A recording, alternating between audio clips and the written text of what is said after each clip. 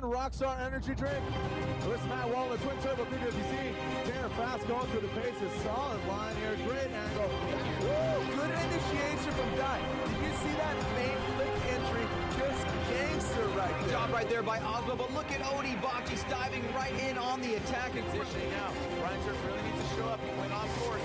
Tightens it up to the front flip. As is Freddie. The Norwegian hammer gets sweated by the note. And then he just keeps on going past. And Frederick Osmo fills all that outside zone. That's a right there. Looking in roll tide. Here we go. Final outside zone line. Pretty straightforward. Outside zone. Frederick Osmo right there. And now bring her on that final flip.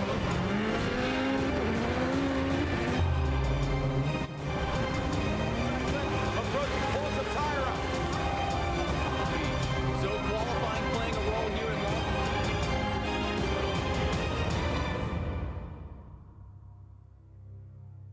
Ain't nowhere to hide. You ain't gotta see me come and keep me on your mind. 'Cause I'll be on the way. You know I'll be on the way. Man on a mission, I'ma get it. You know I'll be on the way.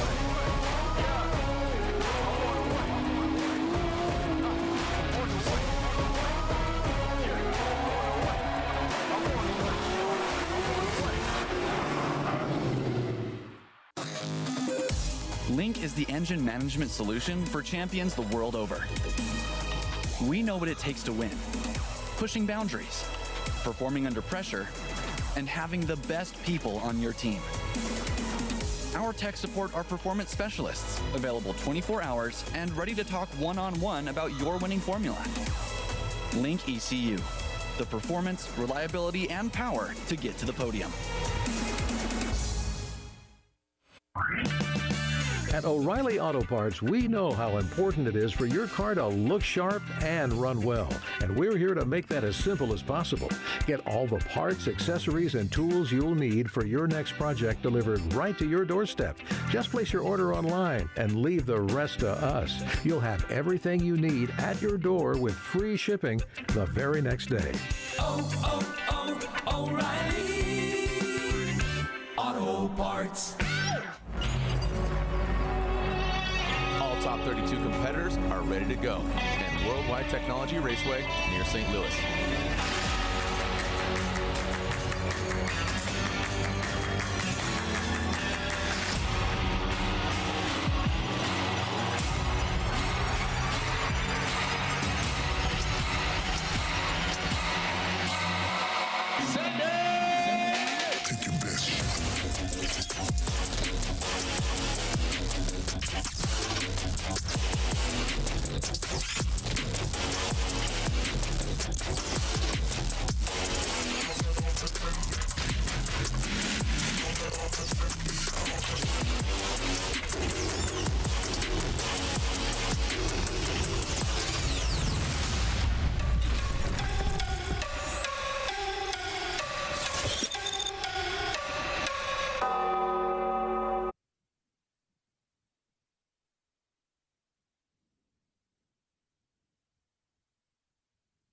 Live here at Worldwide Technology Raceway. This is round 3 of the Link Engine Management ProSpec Championship, and this is round 5 of the Pro Championship.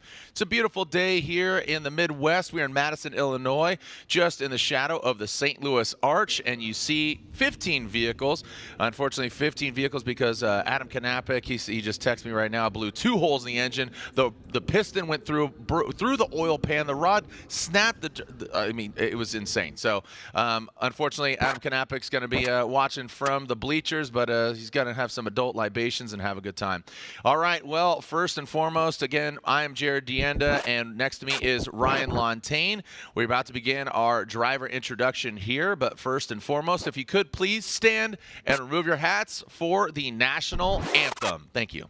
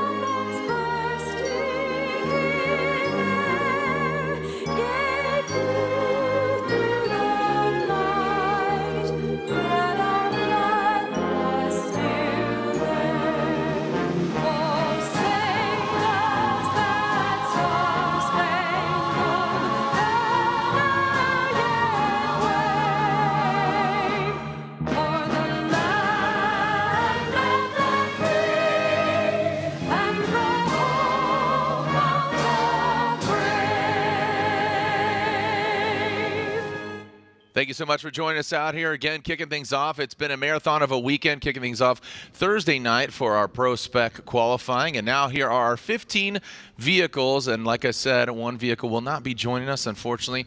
Had quite the mess yesterday out on track. So we'll introduce you to our top 15 drivers that are going to be doing battle here in our Link Engine Management ProSpec Championship. All of them on GT radios, all running the Link Engine Management. We kick things off with, this is his home track. You can see his first car parked right there with that TireStacks.com gal.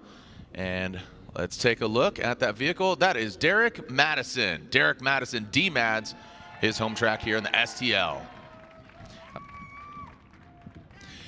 Next up, our vehicle from Southern California, winner of round 1 of 4. This is Andrew Haitley.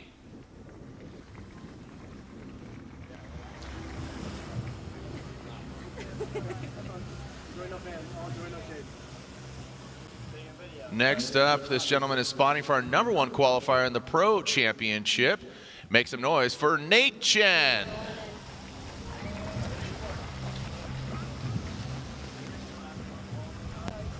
Good luck. Thank you. A driver that's piloting a vehicle that took a driver to a championship, that pedal commander S chassis. It is Evan Bogovich.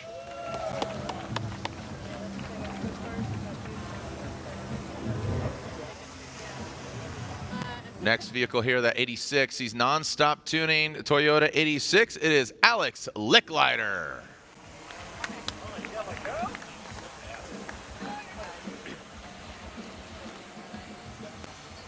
Coming us from the East Coast in the NOS Energy Drink Nissan 370Z, it is Alex Jager.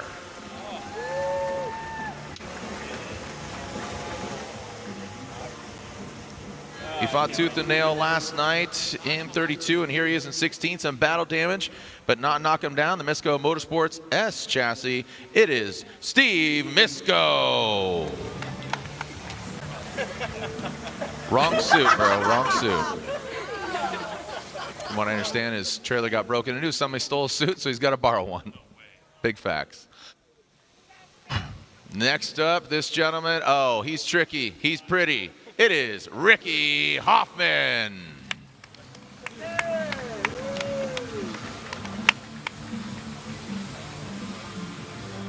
Next up, this gentleman did not do competition yesterday because he qualified second. He had a bye round. Car number 31, the bread man, Rye O'Connor.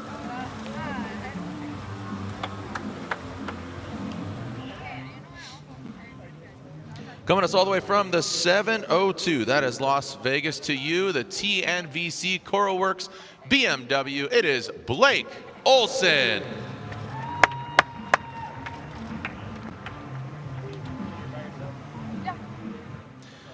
Next up, the ASM BMW, a newcomer, a Formula Drift rookie in drift. I mean, this gentleman's been practicing on the side. He's your current points leader in that ASM BMW. It is Robert Thorne.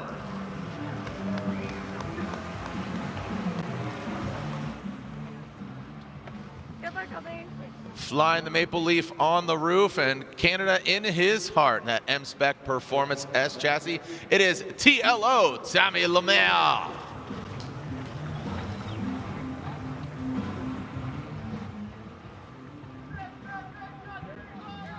Next up, Miles of Style. Got mismatched colored wheels, but he's got it all. Let's make some noise for Dustin Miles.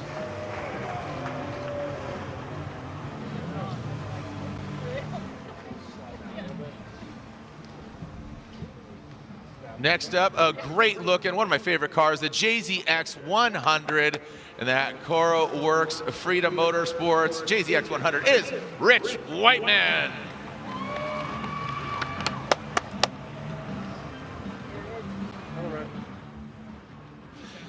And last but definitely not least, he's your number 1 qualifier, your 2-time and defending Formula Drift ProSpec champion, driving that Drift HQ ISC Link Engine Management BMW. Never settle. It is Dmitry Brutsky.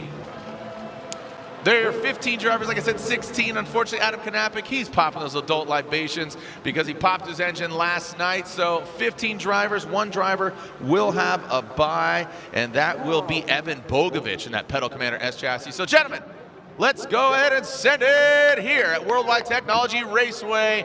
Those are your drivers, those are your pilots, and this is Formula Drift, round 3 of the Link Engine Management ProSpec Championship, and later on the top 32 for the Pro Championship. Don't go anywhere. Myself, Jared Dienda, and Ryan Lontaine giving you some insights. So again, grab a drink, grab a good time, grab a Rockstar. Rockstar, the official energy drink of Formula Drift. And let's go ahead and send it here in just a little bit. Take the golf cart. Take the golf cart back. It's parked exactly by the van behind the jumbo. Okay. He's in it. All right.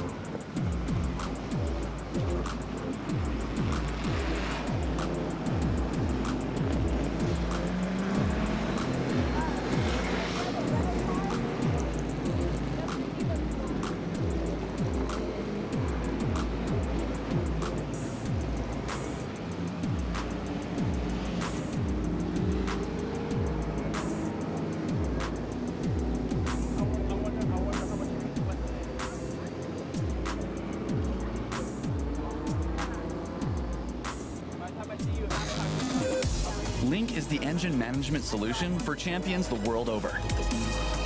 We know what it takes to win.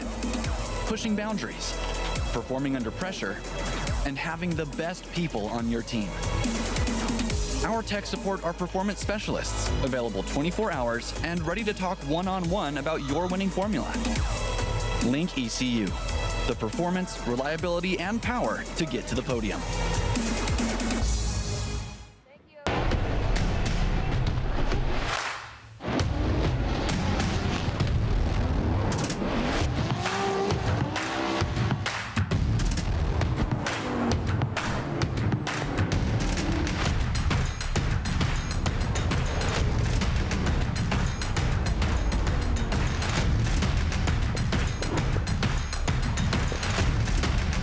GT Radio.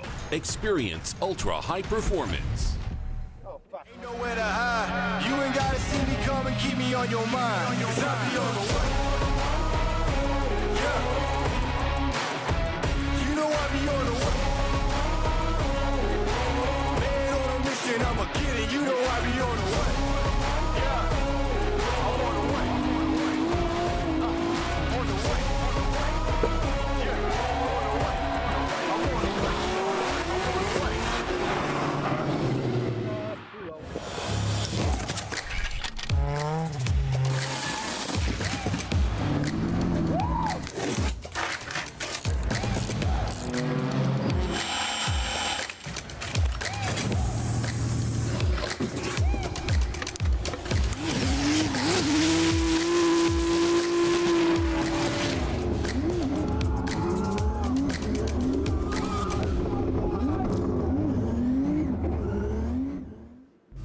For those who don't settle when others do, who will give everything but won't give up.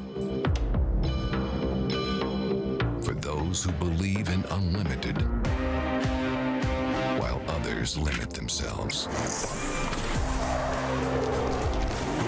For those who are set free by performance and believe innovation can take you anywhere.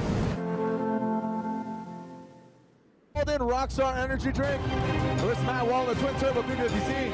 Tanner Fast going through the paces. Solid line here. Great angle. Woo! Good initiation from Dot. Did you see that main flick entry? Just gangster right Great there. job right there by Osmo, but look at Odie Bocci's diving right in on the attack and Positioning now. Ryan Turf really needs to show up. He went off course.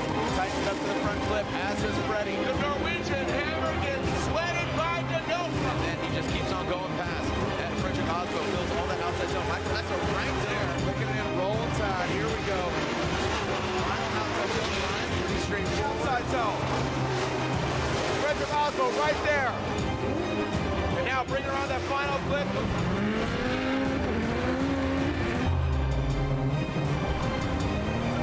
Approaching, pulling some tire up. so qualifying playing a role here in Long.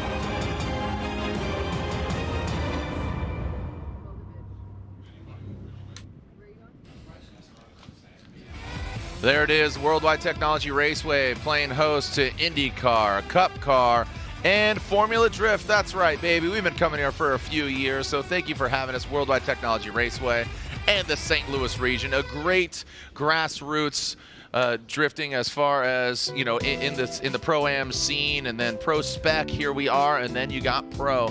So thank you for joining us out here. PROSPEC is first on the docket. That's what we're going to do some work on, or the drivers are going to do some work. And myself and Ryan Lontaine are just going to be talking about it. Let's take a look at the bracket as we are going to see who's going to be doing battle here. Again, we talked about Dimitri Brutsky being our #1 qualifier. A great venue here. Again, I'm Jared Deanda. This is Ryan Lontaine. Ryan, great to have you back in the booth. We missed you in New Jersey. Ryan Sage jumped in. Robin Ishida came from Japan to judge. So thanks for rejoining us, man. Great to be back, Jared. Yep. And what are your expectations here? The cloud cover has gone away. We saw a little threatening of weather today. It might hit, it might quit. Regardless, we saw a little bit of spritzing yesterday morning or yesterday afternoon for kicking off for our top 32. But hopefully everything stays away. What are your expectations today? I expect them to be performing a lot better than they have been at night. The problem with the drop in temperature is they didn't have a lot of practice in that nighttime setting where the track temp was lower, the air temperature was lower, and I think the grip level was higher than they expected. A lot of situations. So today it's sunny, it's hot. I think it's what they're comfortable with and what they're used to. All right, so you can see PROSPEC right now. Dimitri Brutsky with that #1 qualifying position. Ryan O'Connor as well, and then also Evan Bogovic. He will be getting a bye over there on that right-hand side. So just about 4, 5, 6 battles in, Bogovic will advance on, because unfortunately Adam Kanapi, he's sending me some photos of what happened to his engine, but the Donut Media S chassis. So this is how we started the event. This is how we came into the event, right? So Robert Thorne, who has just really came in and just he's a one-man band, man. He's got all the instruments attached to him because he just made all the noise. Robert Thorne leads the pack, and notably Ben Hobson, I talked to him yesterday at the drivers' meeting. His radiator didn't want to be part of the equation, said bye Felicia, and headed on out. So both in run 1 and run 2. So he did not qualify. Andy Haley did advance on a 16, so shaking things up. And of course, Brutsky and Jaeger are involved. This is Robert Thorne yesterday. And I believe, who was that against? Was that Zalaska or who? Cole. And that was Cole. That's right. Casey Cole got inside. And I was talking with one of his crew members, Tom O'Gorman. He's giving me such great insight. He actually bent the right suspension back there. They fixed it overnight. He says it's rolling good. Talk about Andy Haley. What do you expect from him? He got the win in Orlando. Yeah, we've seen some great things from him this season, and I think everybody's expectations are pretty high. You know, when you do well in the first round, everybody expects you to just keep doing well. Yeah. You know, we were all surprised then, not because he's a bad driver, but just because he hasn't had the success. So we're expecting him to keep that going this round. Dimitri Brutsky advances on that Drift HQ BMW.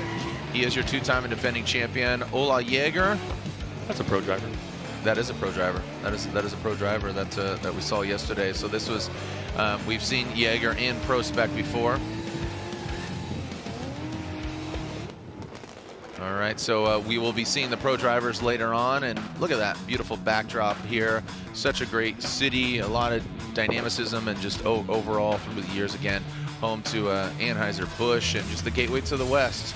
a lot of industrial city. This is the third stop of 4 of the Link Engine Management ProSpec Championship. We end things in Grantsville, Utah, just outside of Salt Lake City. New venue, new track. Just got to see a little teaser of what the track's going to look like, and looks fast, Jared. Looks fast, Ryan. That is sure does. It sure does. Sure does. I'm excited. I've been telling you, I've been looking forward to this all season, and we just got a kind of a little view of it, and I'm pumped up about it. Yeah, easy, relax, dude. I'll slide over here a little bit. Yeah, just get over. Yeah.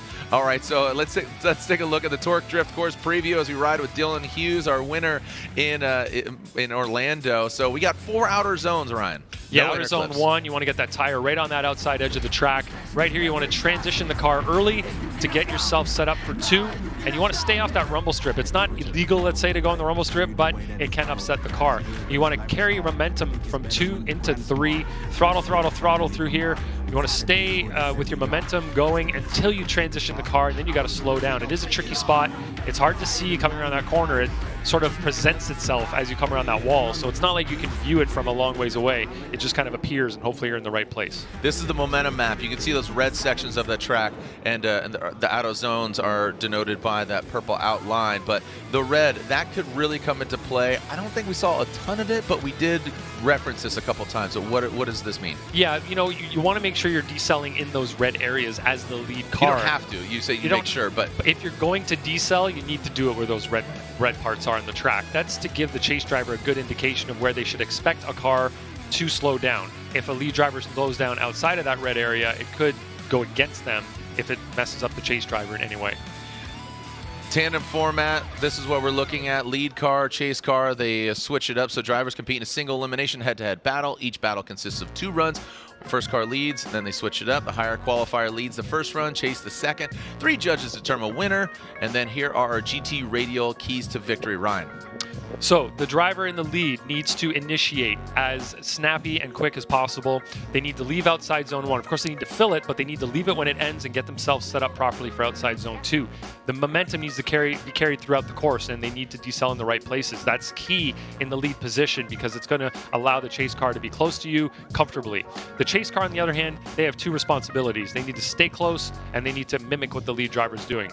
The lead driver goes into outside zone 1. The chase driver needs to do the same. They want to be in the pocket, as we say, right? They want to have, you don't want to let the nose of your car surpass the nose of the lead car. You got to stay back a little bit, kind of front wheel to door area-ish. So gets them right in that proper area. All right, well, thank you for some insight. Let's throw it down to another member of our broadcast team. It's hot down there, Lorette, so stay cool. She's with TLO, who's going against Robert Thorne. Well, I'm going to do my best. It's going to be about 100 degrees today with 50% humidity. But TLO here, last night you won your top 32 battle, but you were dealing with power steering issues. So what were you and the team able to accomplish last night? Yeah, so the team and mostly the team, they worked a lot last night to flush the fluids. Like 10 times to make sure there is no metal or bad residue in the power steering. And we also called my good friend Marcel, who in Canada, who rebuilt the power steering pump, and he helped us to do it right. So right now I think we have a better power steering. And also Sorensen, they came after we beat them. They came and they helped us too with the power steering. So this is just awesome. So fingers crossed for today. Yeah. Tommy, thank you so much. Best of luck, guys. Well, he's got to bring it all because he is going against Robert Thorne, and our judges, not only Ryan Lontaine, my co-host here, but joining him is Chris Ewell and Brian Egger. The judges scrutinizing the runs and giving the verdict. Again, from qualifying, now it's driver A, driver B, or go one more time. Dmitry Brutsky versus Rich Whiteman. So originally from Belarus, and now a Rich Whiteman from Coatesville, Pennsylvania. So Brutsky, who has yet to do battle head-to-head here on this course because he did have that #1 qualifying position, our top 3 drivers did have a bye run. So will that come into play? Will that kind of be a mental game? Will that be, we'll see how it goes because Rich Whiteman did have to go against Zach Farrar last night. And now here he is going against our 2-time and defending champion, Dmitry Brutsky. Brutsky will lead, obviously being the #1 qualifier, the higher qualifying driver. Little swing right in front of Rich Whiteman in the JZX 100. Rich Whiteman tucks right in, so look at this. Feeling really comfortable right out of the gate into that second outside zone. Dmitry Brutsky gets out that second zone, but Rich Whiteman has to pedal back. And coming into that third outside zone, let's see the flow here. And I like what Dylan Hughes said the other day in our interview, and I'll get to that in a moment, as looks like Rich goes a little deeper. Dimitri doesn't get all the way out there, but I think that second outside zone is really going to hurt him. Dylan Hughes talked about basically going to that second outside zone, you need to set yourself up. Third outside zone just happens to be in between second and fourth. You know what I mean? Like, just that flow. Yeah, so it looks like Rich didn't get himself in the right position at 2, but look where he is at 1. Pretty decent job of mimicking Brudski's line there, but he transitions too early and he doesn't have the momentum to get himself out to outside zone 2. And you know that Brudski was watching him come up on his side there and knows that he made that mistake, and he knows that that is an opportunity for him to do better in his chase run. But Rich, that was really Rich's only mistake that he made in the chase position, but it's a big one. So if you look at Rich's right rear wheel there in the box, right in the pocket with Brudski, but right here he just transitions too early, doesn't have the momentum to get him out to outside zone 2, but manages to get back online, and he's trying to gain back momentum here to get that proximity again. And he sort of gains it here. He makes a slight sacrifice entering outside zone 2, but Brudski in the lead, great job. Put the car in all the right places, had momentum where he needed to have it, slowed down where he was supposed to. Now, strategy-wise, what do you think is going through Rich's mind? Well, in this case, Rich has to put down as good of a lead run as Brudski did. And as we just said, Brudski did a pretty killer lead. So Rich has to do that at the very least. Yeah. And then looking at what Brudski has to do in the chase, he just needs to be with him zone 1, 2, 3, and 4. You know, if he's in, does the bare minimum, he'll do exactly what Rich had done in his chase, but that's not Brudski, because he never settles, as he says on his car. He's going to go for the kill basically right now, and he's going to stick it to his door from start to finish. At least that should be his priority right now. I mean, yeah, all these bumpers are getting bashed off. I mean, you know, somebody like Chelsea Nova, his bumper budget, it's become a running joke. He goes through bumpers, multiple bumpers around. I mean, his bumper budget's out of hand. But and at least Rich's there just came off. Yeah, right? It's still in one piece. It's good. He just has to zip tie it back on for the next time. Yep. All right, so I liked what you said there, though. Rich has to, at minimum, just put down a good lead run, but you got to think, in his rearview mirror, you have two-time champion Dimitri Brudski. He knows what needs to be done, and he's going to apply the pressure. I like what he said, go for the kill. Here we go, Rich Whiteman into that first outside zone, and Dimitri Brudski just a little bit shy there in regards to chasing down Rich Whiteman. Now in that second outside zone, Rich goes really deep there. Weird flex, but okay. Talking about the flex of that back fender. Dimitri Brudski comes up short now. Look at this, Rich Whiteman. Oh, boy, that's three off. Overcooks it and burns himself. Rich was doing what he needed to do. He was throwing down a killer lead run. He was doing so well. And then outside zone 4 happened. And Dimitri was making the mistakes in the chase that he needed to do, but Rich made that critical mistake in the final outside zone. That's going to be the nail in the coffin, unfortunately, for Rich. Yeah, look at Rich's line right on the outside edge with that right rear tire. Beautiful job on outside zone 1. Gets nice and deep, maybe drops the tire right there, does a little crunch of the rear, but putting the car in all the right places. Does a great job on zone 3. Brudski not really following the line, but then unfortunately, Rich goes, it looked like 3 from the other perspective in that area right there, so maybe we'll get a different view of it as we get through the next replay. But that was kind of the effort that we were looking for from Rich in the lead position. He was doing so well. He had the car positioned, got the back of the car just into the wall there, but didn't disrupt the angle of the car at all. Look at his line through zone 3. Perfect. Pretty nicely done there. And then as he goes here, look at that. Front right tire does go off the track there, so that's 3 wheels off, unfortunately, for Rich. But in terms of putting together the effort and the lead that he needed to, he went for it. He did everything he needed to do until zone 4. He did exactly kind of what you described as far as, you know, being up front, being aggressive. Dimitri, I'm surprised that he wasn't more aggressive and kind of got thrown off there. Maybe going to that second outside zone with Rich going longer than he should have. Like you said, he did exceed that. Slightly, that might have thrown Dimitri off. So I think the needle's going to go the way of Brudski, and let's go ahead and make it official. And we're right next to the spotters tower, and a lot of spotters just, you know, and it's not just obviously for kind of like, we don't like Dimitri. It's more of just, here's Dimitri, who's 2-time champ. You want to, you know, targets on his back, so they definitely want to take him down. He's our #1 qualifier. Can he make this a perfect event? We will see as we move closer. All right, looks like it is unanimous. Dimitri Brudski gets the win. You can see Rich with that right-hand drive vehicle right there on his side. So He knew, and unfortunately, that is the end of Rich Whiteman's weekend. So congratulations. Slide him left for Dmitry Brutsky, 1, 2, and a 3.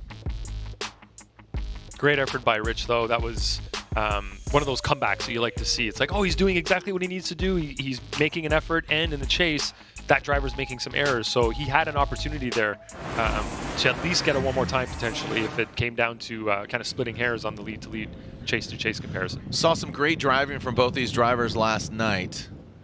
And who we're looking at here is Nate Chen and Blake Olson.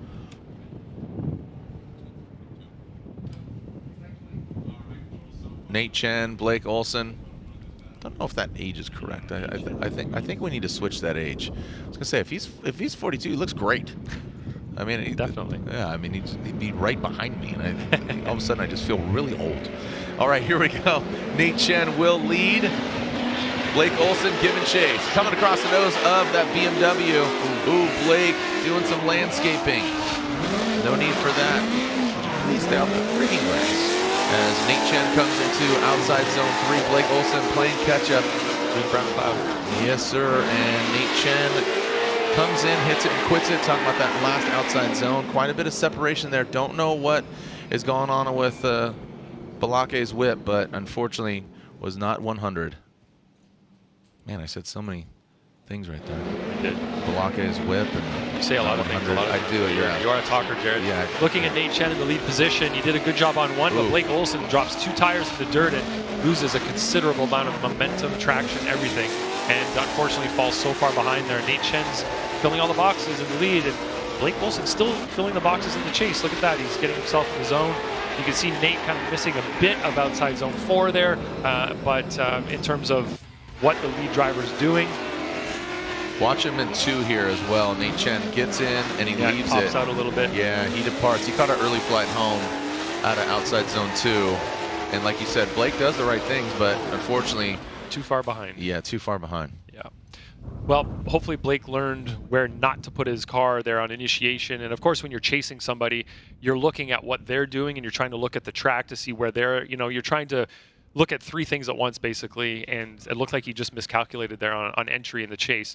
Now that he has the clean air ahead of him, he might be able to get that car positioned better on initiation and really put the car where he wants it. Let's see what we got here for Blake Olson out front. This is kind of a situation of the Rich Dmitry situation where Rich knows he's kind of at a deficit in that previous one. Blake needs to put down a solid run. He's got the clean air.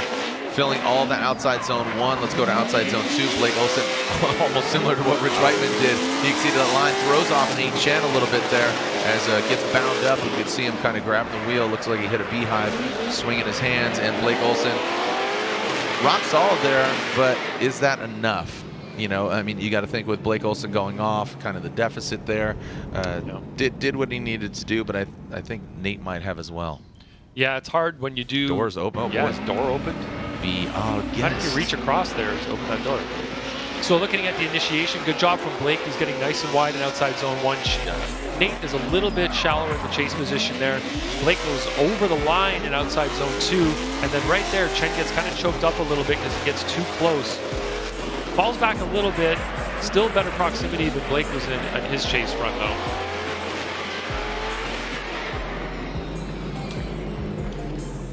All right, scores coming in.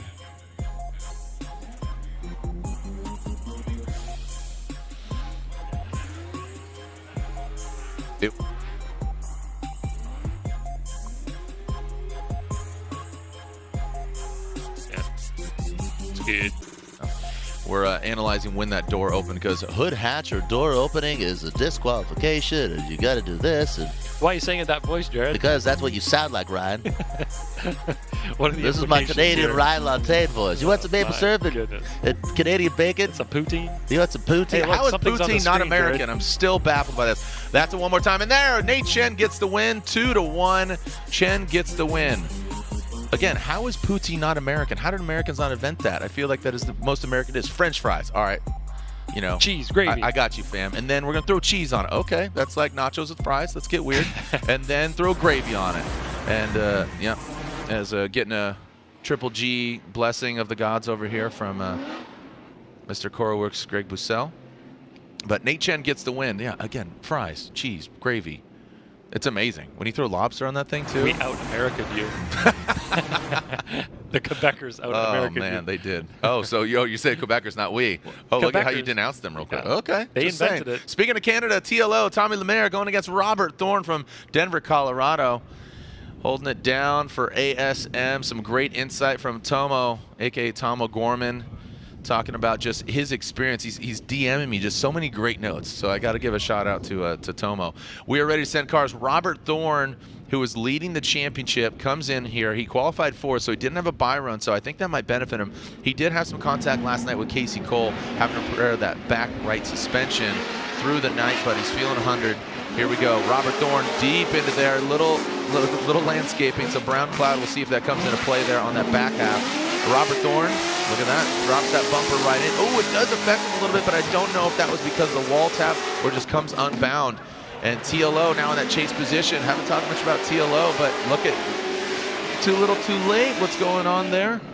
Well, I'd like to look at what happened when Thorne went off the track at outside zone 1, dropped the tire. I want to see the momentum. Hopefully we have a drone view of that, and what his transition was like after that. It looked like TLO got choked up there, and I don't know if that was a TLO problem or if that was a Thorne issue that caused it. So thankfully we do have this beautiful drone view. Look how close TLO is there on initiation. He's mimicking him beautifully. And then you can see that Thorne does look thrown off, and he's bobbling, and he's maybe off throttle there before he should be. So I think it might have affected TLO a little bit in the chase. And then right there you see kind of a correction from Thorne in the lead, and Thorne does not fill outside zone. Number 4, but TLO is right there with him door to door. So let's watch this again. If we want to see the error that occurred from Thorne here, just watch his right rear tire as he drops off. And then right there, it looks like he's off throttle and trying to control the car. It looked like Tommy Lemaire was trying to correct behind him and not hit him and try to stay in momentum in that area. And then Thorne had that big bobble leaving outside zone number 2. And then look at Thorne's line right here. He does leave outside zone 4 quite early, and TLO is right there next to him. So Thorne showing a little bit of grace here, or just kind of showing that a weakness, because he has been rock solid the previous 2 rounds, but got ideal conditions. It's dry, it's hot. Yep. But we talked about his back right suspension being hampered last night. They worked on it, got it dialed. Still might unfortunately be a situation or part of the scenario. But TLO right now, M-Spec performance. M-Spec runs deep. We saw yesterday a few of the teammates helping out. I believe that was, who was that? Casey Cole. Yeah, that was Casey Cole. They're helping him out. So here's Thorne going against another M-Spec vehicle, TLO. Tommy Lemaire out front. Thorne. Here we go. He's going to initiate a late initiation. He's going to say there's a thorn in his side, but not the case. And Tommy Lemaire putting the car right in the outside zone 2, 3. Little correction there to massage it into outside zone 3.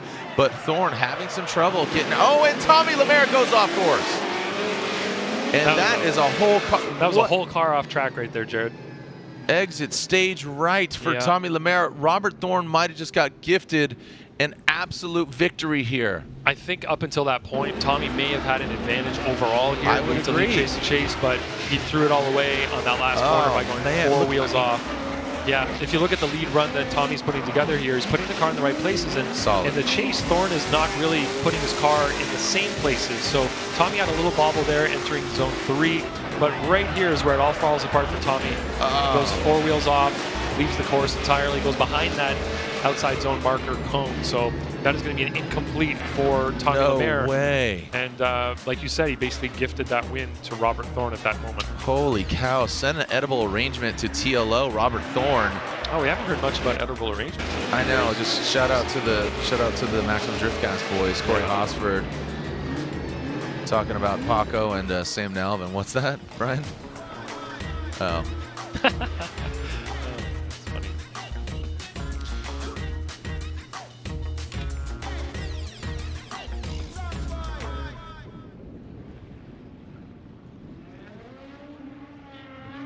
All right, so there it is. It is unanimous. Robert Thorne, who, like you said, TLO goes off course. Yep. And, compared to Robert Thorne, he didn't have an incomplete. He had kind of a sloppy run, both lead and chase. Sure. But TLO going off course and being incomplete, you got to show up. It's really hard to come back from an incomplete like that. When you go 4 wheels off, that is a hard and fast incomplete. There's nothing debatable about that. So that's done. Yeah. That's a wrap for TLO, who had such a good run. Oh, that's heartbreaking. But Robert Thorne's like, yes, my pretty. So Robert Thorne advances on. Next up, pretty Ricky Hoffman and D-Mad's Derek Madison, who, like I said, he has something to prove here. This is his home track. I mean, he drives home. He slept in his own bed last night. I don't know that for a fact, but I'm having to assume. You know, he lives right here. Sure. So D-Mad's a lot to prove in that Fuel Lab S chassis. Ricky Hoffman, look at that guy. That guy will chop down the wood with his own hands. He doesn't need an axe. No axe. Like he just with his paw, just and then he tears the logs apart. And he tears them apart. Yeah. Yeah, it's amazing what Ricky Hoffman could do. Eats nails for breakfast. He eats. Yep. Mm-hmm. Here we go. Ricky Hoffman and Derek Madison. Derek Madison will lead that Fuel Lab S chassis. Come to that first outside zone. Can't even see Ricky Hoffman and D-Max. Very comfortable in that second outside zone. Coming to the third. Ricky, come on, get involved. You got the invite. You didn't RSVP. Showing up late to the party. And Derek Madison across that finish line. Like I said, didn't have a good showing last year. Derek Madison has something to prove here this year. Wants to take it to the top of the box. This is his course. Yeah. I mean, and they don't practice this course a lot, but I'm saying St. Louis. Sure. Looks really good in the lead position there from Madison, getting his car all the way out to outside zone 1. And Hoffman's there. Proximity's starting to fall off right around here, so he dives in a little bit. Doesn't go as wide as Derek. Look at Madison in the lead position there, filling outside zone 3. Nice transition here to 4. Is in 4, kind of leaves it a bit, and then gets back into it near the finish. But Hoffman is not really in the equation here. He's offline in a couple of key areas like outside zone 2. His proximity falls off right here as well. And then if you look at outside zone 4, he's also not following the same line. But difficult to follow that line and try to regain that proximity. So he's trying to make compromises, but he's not actually getting closer while making the compromises. So not really working out for him. All right, well, Ricky Hoffman gets the clean air. Derek Madison needs to flex on him and needs to have a very active chase. Doesn't need to be banging doors with him, but D-Mads needs to definitely give him some pressure and fill those zones. So we'll see how Ricky Hoffman does out front, but it seemed that Madison had the gap, took him to Gapplebee's right out of the gate. You know, it's a neighborhood place, Gapplebee's. But sometimes it's not. Sometimes you go by yourself. Sometimes everyone's invited. Everyone's invited. It's a neighborhood place, but sometimes you just don't show up. You know, there you are, sitting with an appetizer all by yourself. There you are. All right, here we go. Ricky Hoffman out front, Derek Madison giving chase. So that's what I'm talking about. D-Mads needs to get involved. This is a two-man conversation right now. You can see Ricky just working with the edge of that second outside zone into that third outside zone. Now coming in that final outside zone. How's he going to handle it? Ricky and Madison. Looks like Madison, I think, was a little more kind of involved than Ricky Hoffman was in that chase position. Needles kind of potentially going the way of Madison, and just based off of, kind of lead versus lead, chase versus chase, taking a look at it overall. Let's look at it once again, the overhead view. Oh, love this angle. Looks like a video game first. It is so great. Hoffman in the lead, not as deep as Madison was, but getting deeper as he goes through the zone. Madison definitely closer in the chase position. They both miss outside zone 2. And there's a bit of a stall up from Hoffman right there. Yeah. Gives the opportunity to Madison to gain that proximity. So that's free proximity there from the chase car, because the lead car made an error, choked up a little bit, slowed down. Chase car still on that same momentum, and that was a good run from Madison for sure. Like you said, he kind of got that free proximity. He had the coupon. He says, "Hey, can I redeem this?" And yes, he did. But what was going to happen there? It seemed like that Madison could have got choked up, and that could have spun him. So with like you say, got the free proximity, that could have ended up hurting him. But Madison, with that control, kind of pedaled it back and maintained composure. Sure, so that was a good car control. Right, but in Madison's defense in that area, if Hoffman had done that and it did affect Madison, then that way it would have been Hoffman's mistake. Yeah. So Hoffman was going to lose either way in that situation, right? Like that's great awareness on your behalf as a judge. Right, like he would have been at fault if it affected Madison, but he was definitely at fault because it was an error that he made, even though it didn't affect Madison. So, right. All right, let's go to the judges, Madison or Hoffman.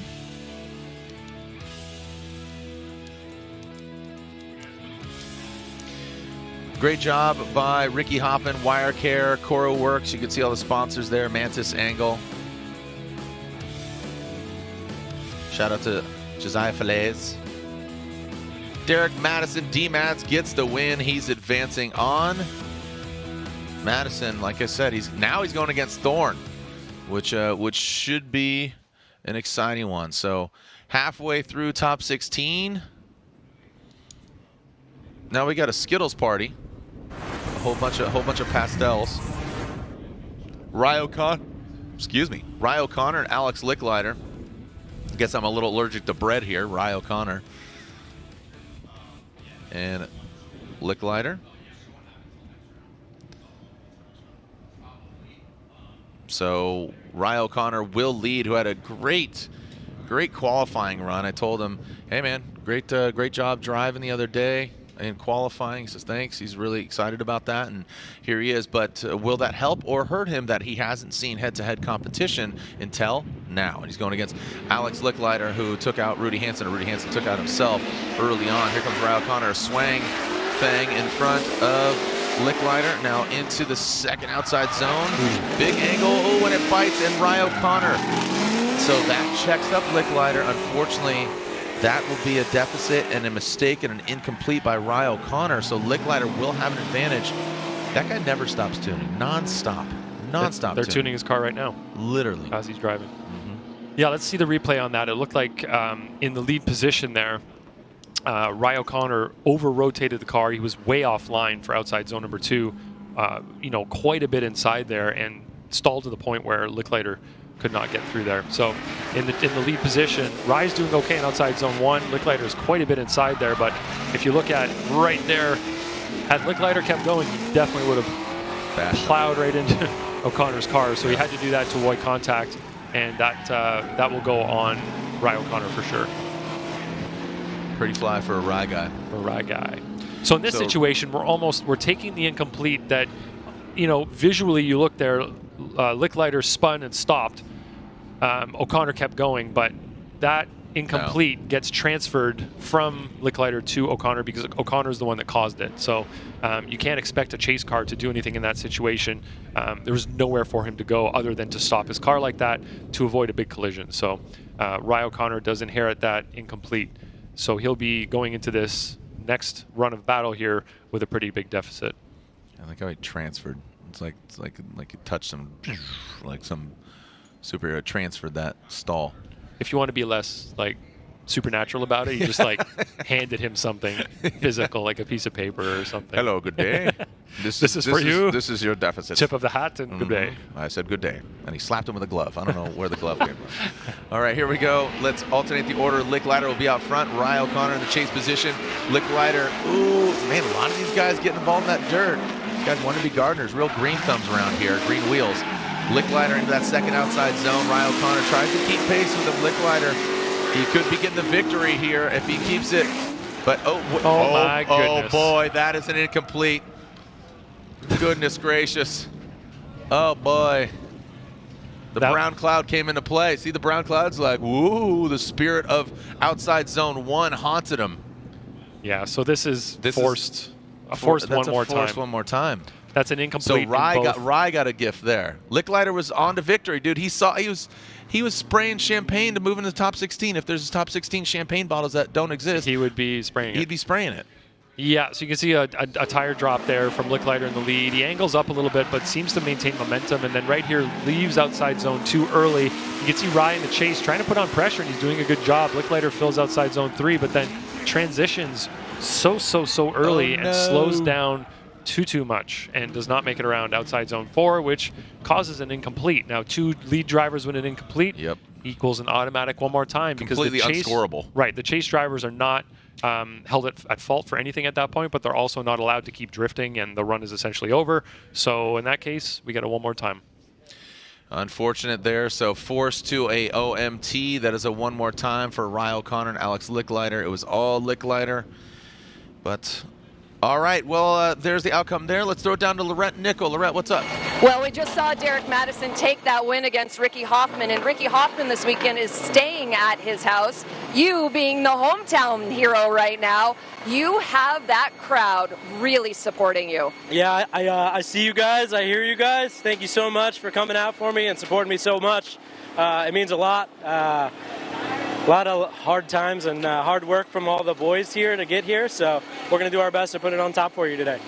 Derek, thank you so much. Best of luck moving forward, guys. Back to you. Thank you so much, D-Mads. There are some fans enduring the heat, feeling the heat wave. Oh, I got the fans. My man right there in that tie-dye shirt with them stunner shades. Yeah, you're fanning yourself off. Got the green fan, filling it up. Looks like the Fuel Lab technology is being put to work. Fans got some umbrellas. Some fans got fans. That's right. Hyping it up. Be sure to tag us at Formula D. Whoa, you're going to break your girl's arm, bro. Relax there, Mary Poppins. It's in that bag of tricks. My man's got the hat and the umbrella. Double. The sun is not getting near him. No. Sun? Not today. Not today. Not ever. No way, no how. And next up is Adam Knapik versus Evan Bogovic, but Bogovic will automatically advance. Adam Knapik had an oil party last night and just spread it all around the track. Oh, you should really keep that stuff to himself. Yeah, though. Yeah. It got wild. It got weird. 2 holes blown in his engine, and again the rod went through the oil pan and actually broke his steering rack in half, which is insane. So that's why, if you could recall last night, he goes, initiates, bang, bingo bongo, just explodes and shellacks the track. So bummer. And then he ended up in the grass, and now it makes more sense. I assumed he got off the track because he knew there was oil, but he knew there was oil going down. And he's like, I need to get on the grass as soon as possible. But it also looked like he was sort of out of control going over towards the wall over there. And now it makes sense if his steering rack was split in half. Yeah, totally makes sense. Yeah. Chimpanzee riding on a Segway. Remember that old internet video? I do not. That's one. That's a good one. It was an old Japanese game show where it's literally a chimpanzee riding on a Segway. Huh. I can't even ride a Segway. You can't? I don't know. I've never tried it. Just assuming. Yeah. Maybe. I think you could. I don't think they're Canadian proof. I think you could. I think you got this. See so many people fall on those things. I know. Well, hoverboards. I've done like the Mike Tyson fall. You know, have you? Oh yeah. Oh yeah. Yeah, I've done. It's not fun. That's not recommended for a guy your size. No, big tree fall. Yeah, fall hard. Tatanka. Yeah, lots of noise too. Yeah. Saw a good video yesterday of a girl on a bird scooter smoking a cigarette, and she ate it on the pavement pretty hard. What? It's a great way to stay in shape, though. It's a great way to stay in shape. Just falling off overboard. You tighten all your muscles real quick. It's a great way to stay in shape. Yeah. You also shed some pounds. It's fun for the kids. People laugh. It's good for the internet, and it's a great way to stay in shape. Yeah, and you drag some skin right off you on the pavement. Your body hurts for a week, but at the end of the day, it's a great way to stay in shape. All right, here we go. Evan Bogovic, the Pedal Commander S chassis, gets the automatic advancement with the unfortunate turn of events of Adam Knapik exploding his engine yesterday. So, Adam, sorry, buddy. The Donut Media S chassis. You know what? They make clothes. They sell shirts. Donut Media. They make videos, but they also sell clothes. Shout out to Pumphrey and Job and the guys over there at and Jesse Wood. Shout out to them, to the Donut Media gang. I like their advertising slogan there. It's just, hey, we make clothes and you should buy them. Yeah, I'm not with that. Not, here's our website, check it out. Just buy our clothes. Yep. Listen in for Bogovic. Let's lay out and listen.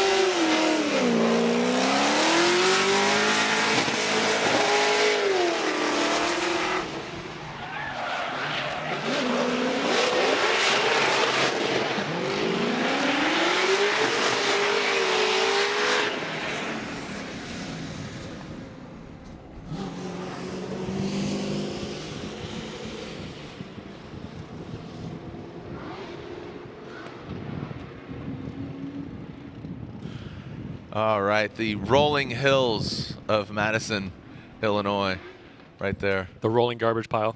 I wasn't going to say it. There's a hill not far from here called Cahokia, and it's an ancient Indian settlement from thousands of years ago Really? that used to be massive, and you can go visit it. Brian and I went a couple of years ago. It's pretty cool. Yeah, and that is an authentic hill that was built by them. Right. The garbage pile that is next to the track here. Not the. It doesn't look like a garbage pile though. It's a nice verdant hill. No, the can't the even tell. toxic gases and the flames spewing out of the top of it. No. Yeah, I thought it was a mini golf course. All right, let's throw it down to Lorette Nickel before we move on to our next battle. Lorette. Well, just a quick word to check in with Nate Chen. Your next battle, you're going to be facing Dmitry Brudsky. So what are your expectations there? Well, it's going to be a great rematch from last year. But this year, the car is definitely doing a lot better. I'm driving a lot better. Huge shout out to Jerry Yang Racing for coming on as my crew chief this year and really getting my car in tip-top shape. So we're ready. Love it. We have some dancing men behind you on your team. Nate Chen, best of luck. Thanks so much, guys. Thank you so much. Alex Jaeger, Steve Misko. Their spotters are sitting next to each other, but the hatred is real as Jaeger and Misko are ready to throw down. These boys, both from the East Coast, both Jersey boys.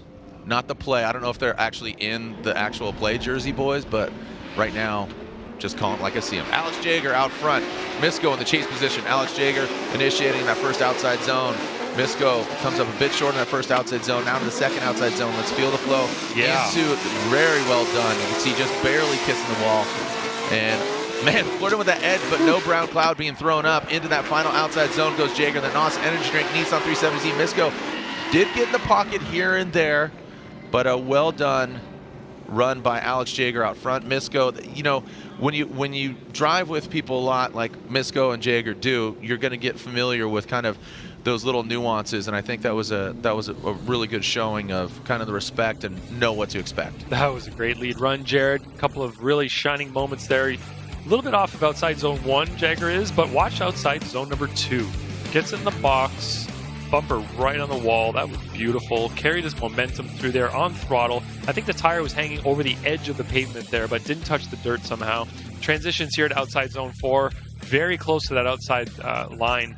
Beautifully done by Jaeger. So let's look at this from the old speed drone. It's going to give us a great view of where the rear of his car is there. You can see the chase position. Misko is way off of outside zone 1. Does not really get into outside zone 2. He's making those compromises to gain that proximity, but you can see that it's not really helping him as much as he maybe anticipates. Right there, he's able to suck up a little bit in outside zone 4, but was not really in tight proximity despite having those compromises made in 1 and 2. Let's see how the Jersey boys do. Have you ever seen the play Jersey boys? I have not. I haven't either, but right now we're about to see it. Right now we're about to see. I just was asking a question. Have you ever seen Hamilton? Neither. I have. Oh, I have. Was that one yeah, good? that was a flex. Okay. All right, Steve Misko out front. Alex Jaeger will be chasing down Misko. You saw that little hesitation, right? Just right before he went to that outside zone. Now come to the second outside zone. Misko, big angle there. Jaeger does need to apply some pressure here, just kind of alternating positions, not just lead and chase, but also placement of the vehicle. Misko pulling away from Jaeger, coming to the outside zone, and almost very similar outside zone 4, but let's really focus on the first zones and what went down, and you know how it started will definitely dictate on how the rest of the run goes. So I really kind of watch that. Yeah, Misko's initiation, there was definitely a hesitation there. I'm not sure how severe it was. I'd like to see it again. And we have the big drone up in the sky. So there was a kind of a dual initiation there, a double initiation. It wasn't a smooth, crisp initiation. You can see Jaeger not filling outside zone for 2, while Misko does a slightly better job than him by getting into that box, but not all the way out. And then right here, Jaeger does a much better job of chasing through outside zone number 4. Taking a good aerial view here. Both of them right on the outside line of outside zone 1. Going into 2, I think that Jaeger pedaled back a little bit now into outside zone 3. You can see that, like we talked about, compromise. Placement of the outside zone 2. And then that final outside zone. Misko, definitely a fun driver to watch. He had that contact yesterday with Trenton Kropp, which got tumultuous, had to park it, and then went back, and he was eventually the final battle. Almost went one more time last night, and Misko ended up coming on top against Trenton Kropp. can see the one more time battle stage just beyond Matt Sopa. Sopa enduring the heat right now, just feeling it. Look at it. What is he thinking about? We need to get him an umbrella. Yeah, we do need to get an umbrella. An umbrella hat. Umbrella hat, yes. Jaeger and Misko, and Alex Jaeger gets the win. Good battle by Misko, but Jaeger comes out on top and will advance on. Let's go back and revisit O'Connor and Licklider. Sounds like a great bar in Boston. Come on down to O'Connor and Licklider. You know? I don't know bars very much. I know you don't. Yeah. I know you don't drink. That's why I don't trust you. I'm joking. We had a moment there, Jared. I'm just kidding. I pulled up a photo the other day, and I gifted you maple syrup beef jerky at Long Beach Grand Prix probably about 10 years ago. That's a long time ago. It is a very long time ago. Our skin was smoother, less wrinkles. Darker hair. But guess what? We have more memories and more good times as the years progress. Here we go. O'Connor and Licklider. This is the one more time. We were forced to that because they both had some mistakes. Tighten it up. Don't leave in the judges' hands. Let's not go one more time. Ryan O'Connor, who qualified second, is looking back on pace to what we saw in qualifying. Fills that second outside zone. Licklider mildly keeping pace. Could definitely throw some more angle at it. He does get into the the third. Oh, and Ryan O'Connor looks like he slams into the wall. That's going to throw him off course. Darn. Whammo.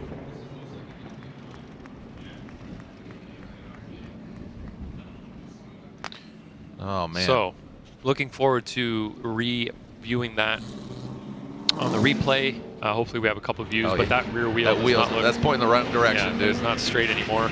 So let's look at his initiation. Nicely done by Ryan, the lead. Licklider there, you can see, is not filling outside zone 1 again. Licklider kind of trying to make those compromises, it looks like, to keep the proximity or gain the proximity. But it's sort of working out. And then right there, boom. Oh, yeah, look at that toe out that occurred after the wall hit. So he's definitely going to have a look at that.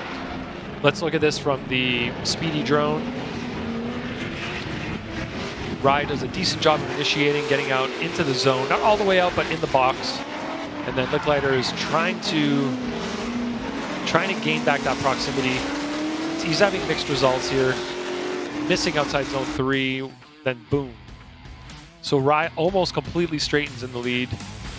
And he's definitely calling a competition timeout right now to have a look at that car, because you can't keep driving it like that, Jared. No, most definitely. So, yes. All right, the NGK competition timeout being utilized by Rye O'Connor. Do spark plugs timeout? Speaking of timeouts, yeah, they sure do. And timely spark plug replacement not only prevents fouling and provides the best engine performance, it ensures less repair time, can save you money on unnecessary repairs. Visit ngksparkplugs.com to learn more about OE-suggested spark plug intervals and find the best plug for your engines. NGK, the ignition specialist. Let's take a look at the bracket. This is how it's shaping up. Brudski and Chen, they're in it to win it. Thorne versus Madison. Bogovich waiting to find out. Is it O'Connor or Licklider? And then Jaeger is going against Haley or Miles. Take a short break. When we come back, more of the Link Engine Management ProSpec Championship. This is round 3 of 4. This is at Madison, Illinois Worldwide Technology Raceway.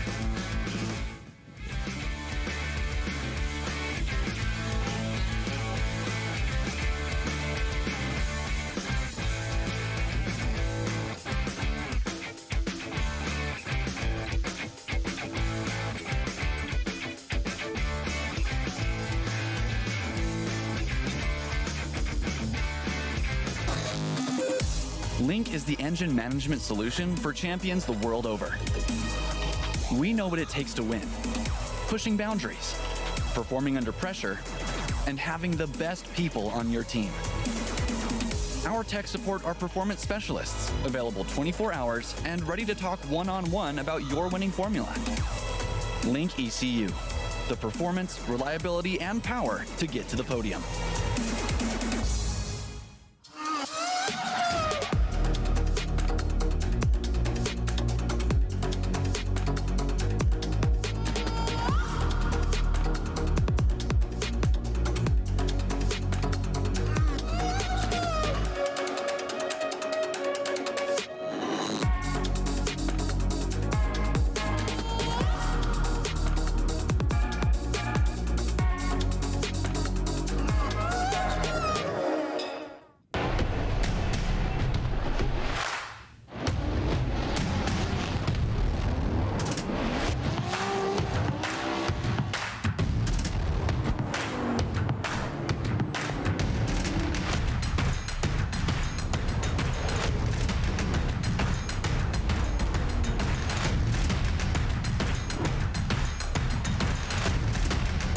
GT Radio. Experience ultra high performance.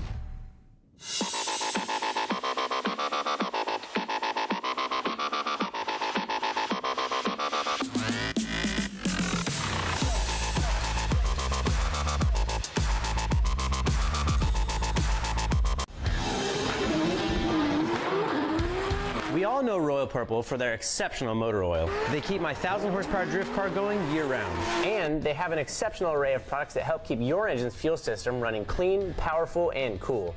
Royal Purple Max Atomizer cleans fuel injectors to restore maximum flow and get back that fuel economy we all want. Max Clean is a state-of-the-art performance fuel system cleaner that deeply penetrates deposits in your fuel system. Max Clean cleans more parts in your engine and cleans them better. Royal Purple Max Boost is a high-performance octane booster and fuel treatment that helps increase the octane of your fuel. For real. Max Boost is an energy drink for your engine. Purple Ice reduces engine coolant temperatures. It helps prevent overheating and extends the life of your water pump. 4 Ways Purple can help your engine. Royal Purple Performance Products. Find them at an auto parts dealer near you. At O'Reilly Auto Parts, we know how important it is for your car to look sharp and run well. And we're here to make that as simple as possible. Get all the parts, accessories, and tools you'll need for your next project delivered right to your doorstep. Just place your order online and leave the rest to us. You'll have everything you need at your door with free shipping the very next day. O'Reilly Auto Parts. Formula Drift is brought to you by Link ECU, Link Engine Management, official ECU of Formula Drift. K&N, the official performance filter of Formula Drift. And FCP Euro, an official sponsor of the Link ECU PROSPEC Championship.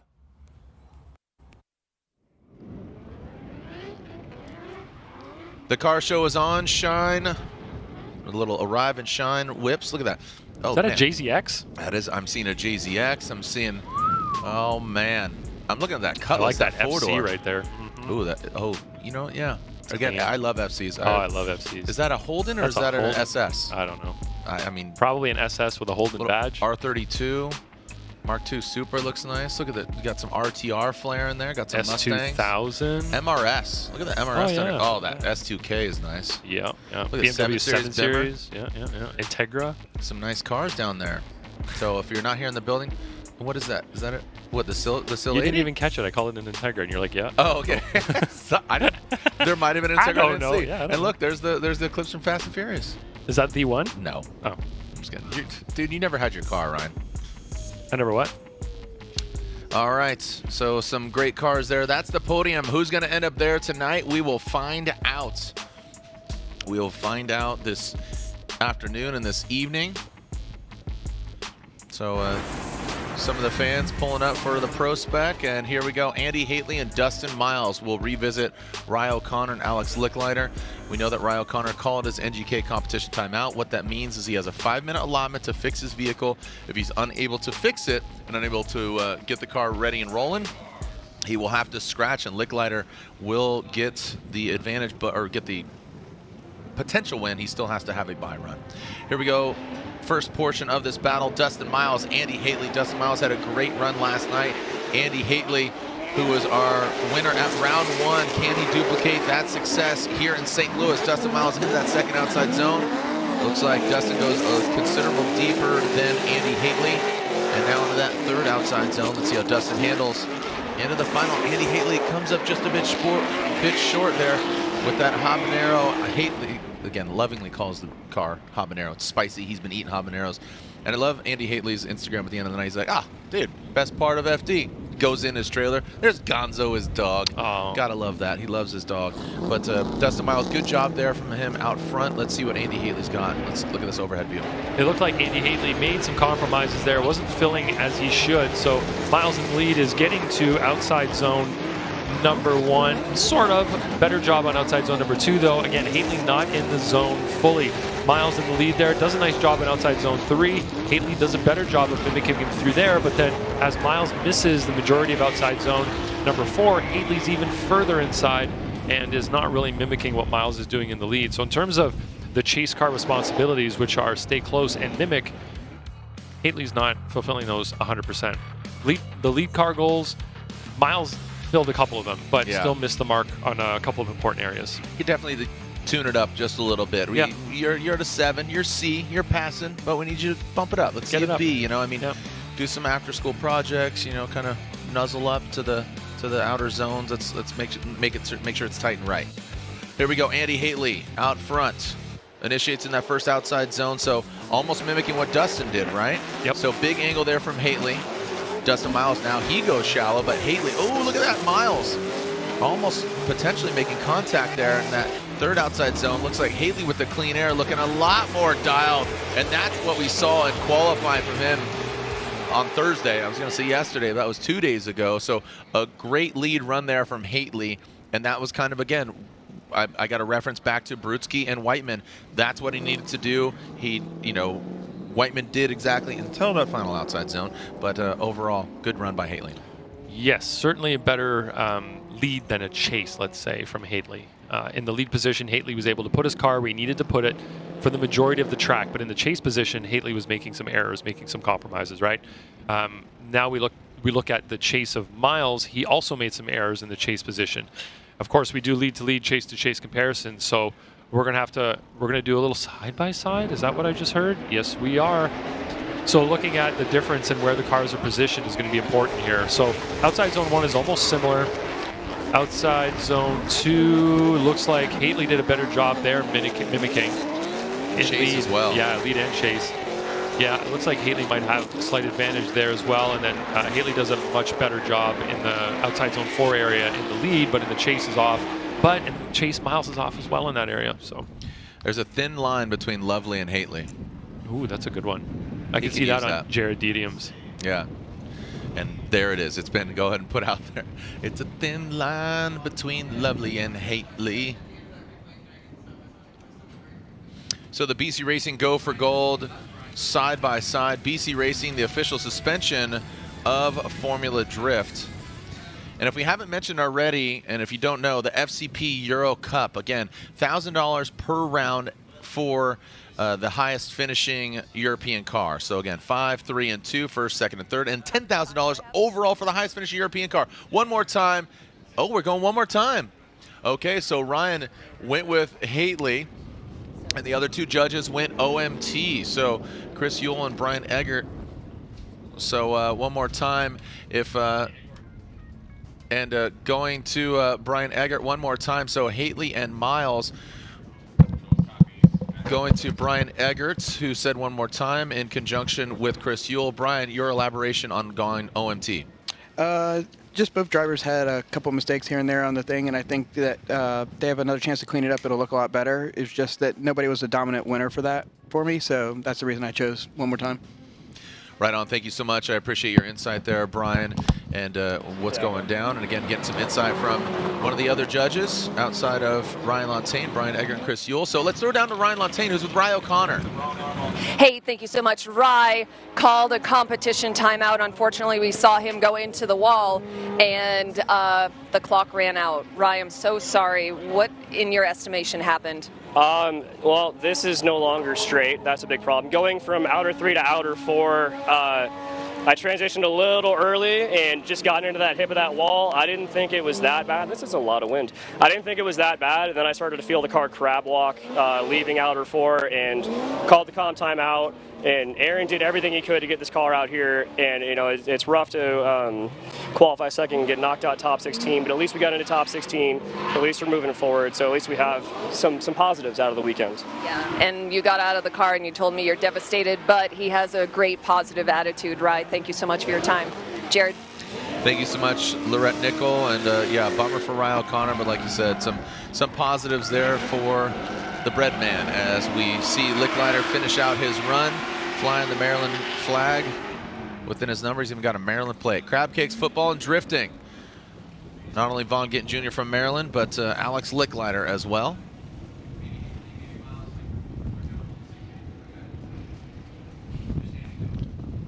So Licklider advances on. He'll go against Evan Bogovich in the 8. And now we go back to the start running order. Dmitry Brutsky and Nate Chen.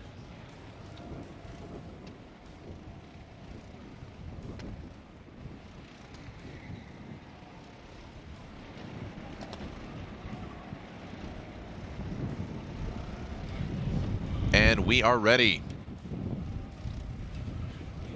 Dmitry Brutsky will lead. Qualified first. Nate Chen giving chase, who last night went against Kelsey Rawlings. This is where we're sitting. So we're moving over to the first battle of the Grade 8. We'll revisit Haitley and Miles because of that one more time. Brutsky and Chen, and then we got Thorne and Madison, Licklider, Bogovic, and then Jaeger against either Haitley or Miles. Going send cars here with Brutsky out front, Drift HQ, BMW, Nate Chen, the NCR 86. Brutsky swings in front of Chen. Chen gets in that pocket into formation, grips up though, kind of shoots to the side of Brutsky in that BMW. Now Brutsky, big angle there into that third outside zone, just barely knocks over that BC Racing clipping point. Into that final outside zone, uses all of it, and Chen looks like he just pedaled back enough to not make contact, but good controlling of that Toyota. I think Nate Chen got up on the rumble strip before outside zone number 2, and I'd like to see how that affected him as he did so. So looking at Brutsky in the lead position here, nice initiation, gets the car to angle, fills outside zone 1.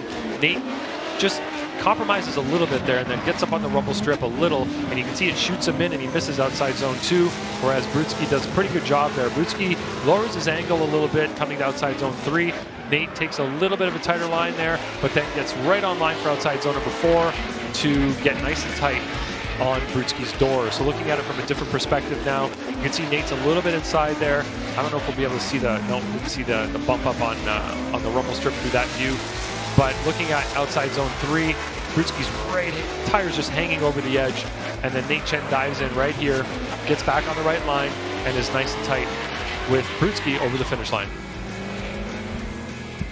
Like you said, I think that overhead view would really showcase it of Chen and Brutsky, but let's see if it's a little more definitive here with Chen out front. You can see the EA on the roof of Brutsky. That stands for ESSA Autosports. This is a BMW that took Michael Essa to a championship, so the vehicle is very proven, and Brutsky has purchased a couple of Essa's vehicles and does have the insight of Michael Essa in his corner, so that's always a great facet. Here we go, Nate Chen into that second outside zone. Brutsky seems like he needs to get a little more aggressive here in order to really solidify this victory, because Chen is, just as I said that, he was in that outside zone, pulled out about halfway through the outside zone 4.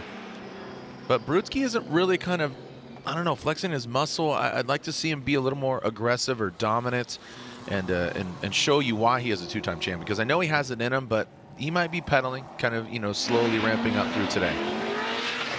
All right, looking at Chen in the lead position there, not as deep as Brutsky was on his lead into outside zone 1. Gets in deep in outside zone 2, but then leaves it way too early. Right here, same situation, lowering the angle just as most people do there, getting it to 3.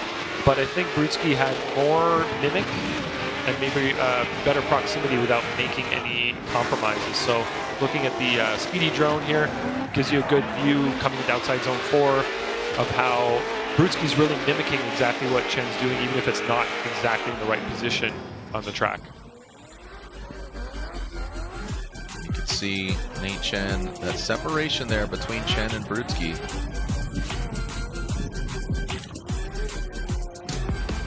Slide him left for Brutsky, right for Chen, and it looks like it will be unanimous. Brutsky gets the win. He's going to the final 4, one step closer to making it a perfect event. He is guaranteed a podium at minimum because he is your #1 qualifier. Again, we don't have a 3rd place consolation battle, so we'll head back to the top 16, going back in this story. So as Haitley and Miles had that one more time, the Royal Purple top 16, Royal Purple, the official engine oil of Formula Drift. So talking about that, this is the Formula Drift Spec Championship. They're all on GT radios, but they're also on Link Engine Management, Link ECU, the official engine management of Formula Drift. And talking about Link, if you didn't know, they basically have so many resources at their fingertips. They both have online as well as in-person support. And with 85% of the driving field having, basically competitors having engine swaps, the G4X, easy for me to say, ECU tuning capabilities can control the variety of engine, power added, and fuel combos currently used in PROSPEC. So all of them utilizing the Link engine management, which creates just an even playing field. Interesting tidbit, Jared. What's that? The fact that Brudski just made it to top 4 guarantees him a podium because he's the first place qualifier. Yep, you are correct, sir. That information is not from my brain, but it's a fun fact. I can't take credit for it. Ryan Sage told me. Unfortunately, when you were listening to him say that, I was saying it already. Oh, were you? Yes, oh. I was. Dustin Miles will lead out front. Dimitri Brudski in the chase position. Dustin Miles, again, with a great qualifying position and a good battle last night. Dustin Miles filling that second outside zone. Let's see if Haley can rise to the occasion. Miles using all of that third outside zone, and then in that final outside zone goes Miles, allowing Haley to gain that proximity and get to him right on that door. So a good showing there by Miles out front. Haley, who is our winner, and he said yesterday in the interview with Lorette Nickel, he says, I got that feeling of that win at round 1. I want to keep chasing that probably for the rest of my life. So in the lead position there, Miles is doing a great job in outside zone 1. You can see in the chase position, Haley's making some compromises. He's not really filling what Miles is filling in the chase position, so he's leaving some opportunity there on the table, and he's giving Miles an easier job, let's say, when his chase run comes up, because he's not fulfilling the lead driver responsibilities. So look at where Miles is in terms of his line through outside zone number 1, and you can see Haley is not in the box at all. So he's sort of in the realm of proximity, but he's not on the same line. So he's making some compromises to gain that proximity, and that's not ideal from a chase driver perspective. And in the lead position, Miles did pretty well in the first half of the track, and then later on here you see he's not filling outer zone 4 properly. So that's an opportunity now for Haley as he goes into the lead position. He needs to better what Miles did on his lead run. Seems that Haley just has a lot more confidence out front, and that just comes with, more track time, more battle time, especially behind the wheel of this vehicle. And Haley coming together, just coagulating with this car. It seems that it's obviously working out, and proof point of that is round 1. So as Haley gets a little bit into the dirt, comes up short on second outside zone, that's not the right line you want to take, and that's giving Dustin Miles kind of the needle going his way potentially a little bit because of that going offline. That could have choked up Miles and could affect that chase car. Yeah, it looks like Haley's better at outside zone 4. He gets the car into the zone really well. Big angle, rides the line all the way around on throttle. But you could see Haley was having an issue with outside zone 1 and then the transition for 2. He dropped the tire slightly there in outside zone 1 and beyond it, and then tried to transition the car, but didn't have the momentum anymore and wasn't able to fill outside zone 2. He was quite a bit inside there, which is not ideal in that area. So looking at outside zone 1, right there, he went really, really long, had a bobble, transitioned the car. So in terms of Miles trying to be in proximity and chase what the lead driver's doing, Haley's not doing what he's supposed to in the lead, so you can't really blame Miles for some of the errors he was making early on. But Haley, like I said, does a great job in outside zone 4, but it might be a little too late at that point in time. So this different view here will give us another perspective. Look at how long he stays on that line, whereas he should have left outside zone 1 when it ended. So that's a clear and obvious error from Haley, and it's one that we are, I think, going to hit him with pretty hard right now. Yeah, it's unfortunate for Haley because the ripple effect for the championship, because we talk about just the condensed season of 4 rounds, every round and every podium and every finish counts. So with, coming into this round, we talk about Robert Thorne leading, Ben Hobson going out early, not being able to qualify. Andy Haley, I assume, will get the loss here, and he does. Dustin Miles advances on. Congratulations. He's going to the 8, but he's going against Alex Jaeger, who's just behind Dimitri Brudski, who is already in the final 4 and is guaranteed a podium. As you said, Ryan will get 3rd place. So taking a look at that, as a run for the championship, Thorne's still in. That's our next battle. We'll see if he continues on. Madison would love to put a stop to that. But, talking about the running order, Thorne, Brudski, who's sitting in 4th, Jaeger, who's sitting in 5th, and Bogovic, who's sitting in 6th. They're still all in it. Miles could definitely play upset. We didn't see him at the first few rounds, so I think we saw him. We didn't see him in Orlando. I believe we did see him in New Jersey. So Robert Thorne, Derek Madison. Robert Thorne, our current points leader. was gifted a victory. Let's just call it what it is. I'm sorry, Robert, but TLO on that last outside zone going off course says, here, man, you get the victory. My gift from me to you. All joking aside, TLO made a major mistake allowing Robert Thorne to get that win. Yes, he did. He had it in the bag, and then it just fell out. All right, yeah, soggy and just fell Yeah, right. broke the bottom fell out. All right, so Robert Thorne and Derek Madison. Look at D-Max. Says, all right, you might be the points leader, but this is my house. And looks like Robert Thorne goes into that second outside zone properly. Derek Madison as well. Now coming to that final outside zone, how are they going to handle it? Coming to that final outside zone, Robert Thorne finds that outside edge, but Derek Madison found that inside edge. The proximity was proper, but in order for keeping and maintaining that proximity, that was very risky for Derek Madison. So he knows, like he said in that interview with Lorette, saying, hey, I can hear you, I see you, both online and in the bleachers. Looking at the replay here, look at Robert Thorne on his lead run. Not fully in outside zone 1, but tire in the box at the very least. Outside zone number 2, Robert does a good job in the lead. Madison falls off of outside zone number 2.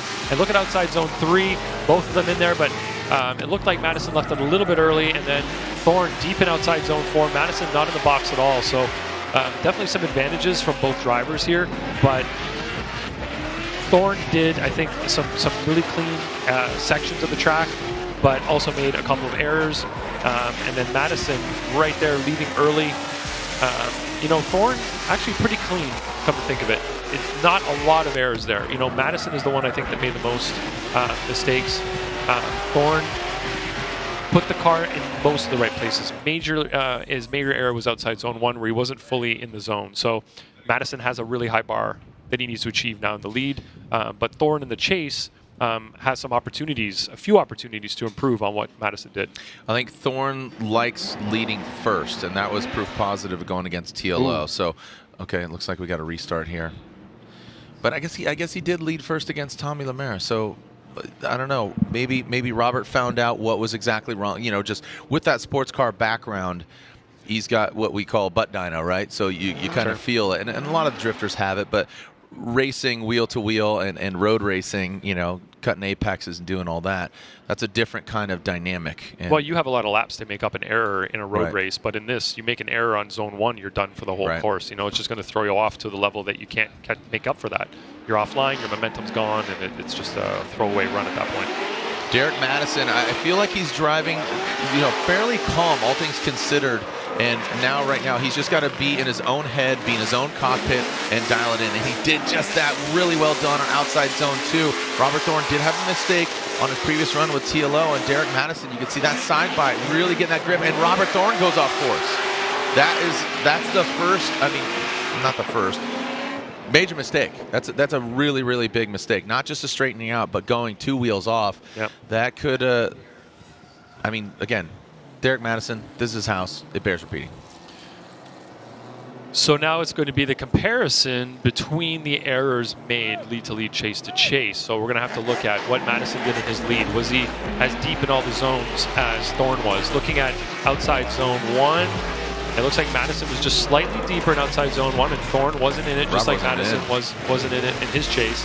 Right there, Madison does a good job in zone 2, and Thorne does a great job mimicking the chase. Right there, you see where Madison pulls away a little bit, and this is where Thorne had been coming in hot and maybe overshot a little bit. Maybe only 1 tire off there through outside zone number 4, so it may not have been as bad as we initially thought. So let's watch. Are we going to get the fast drone? Are we going to a replay? We will find out here with our United States Air Force replay. The driver's waiting for the verdict. You saw the finger point of Madison towards the bleachers. His fans here in the building. Where are my Derek Madison fans at that are here in the building? All right, so here's the speedy drone. Speedy drone. So right there, you see that Derek is a little bit deeper in zone 1. Late transition by Thorne. Yeah, and then he did get in the zone. Right here is where it falls. He falls behind a little bit. He doesn't quite have the grip or the power to stay with Madison. And then right there, he drops 1, potentially 2 tires in the chase. 1.5. It's a tricky one, Jared. Yeah, it's. I would love to see the BC Racing go for gold side by side. Well, ask and you shall receive, Jared. Bingo bongo. Ping pong. Ping pong. So Madison did a better job in the chase of mimicking the lead through outside zone 1. Madison was off a little bit in 2 there compared to what Thorne was putting together. Boy, it's so hard to watch this and talk at the same time. I can talk. That's all good. Okay. Yeah, that's a tough one. Yeah, a lot of trade-offs there. An error for an error, a win for a win. Eye for an eye. Are we going? Is it that gnarly now? It's 2022. Can we like just take eyes now? Is that all right? Slide him left for Thorne. Slide him right for Madison. 1 vote for Madison. 1 more time, and 2 one more times. And I think that's deserving. I could see why you kind of go with Madison, and I think that was Eggert that went with Madison. If I looked over his shoulder, what was your reasoning? His lead was better.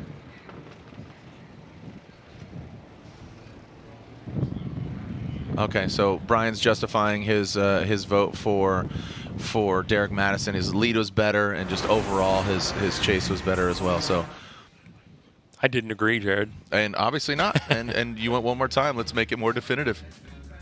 Alex Licklider, Evan Bogovic. Moving on in the grade 8.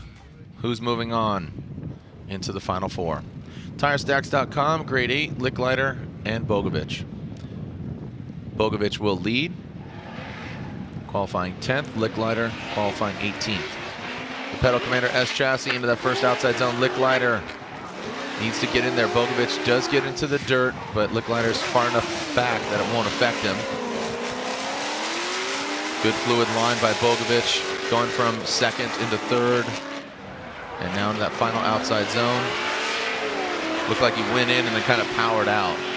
But overall, Bogovic a little bit more dominant. Licklider needs to get involved. Licklider was just waving to the drone, I think, right there. So another error in outside zone 1 with a tire drop. Let's look at the big drone. Bogovic nicely initiated there, but in the chase, Licklider is not able to get into outside zone 1 as they transition here. Bogovic nice on zone 2. Licklider not able to get into that zone. And then Bogovic leaves outside zone 3 a little bit early, transitions for 4, tire right on the line at the beginning and leaves it. Doesn't leave the zone, but kind of gets off that outside line a little bit prematurely there. And now we're doing a little Mario Kart. See, that cart just got sideways, Jared. Where are the bananas? Where are the stinking bananas? That was the first portion of that battle. Bogovic out front. Now Licklider will lead.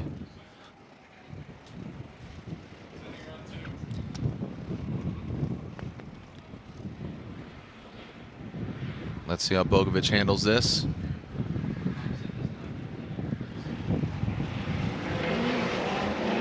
Licklider out front into that first outside zone.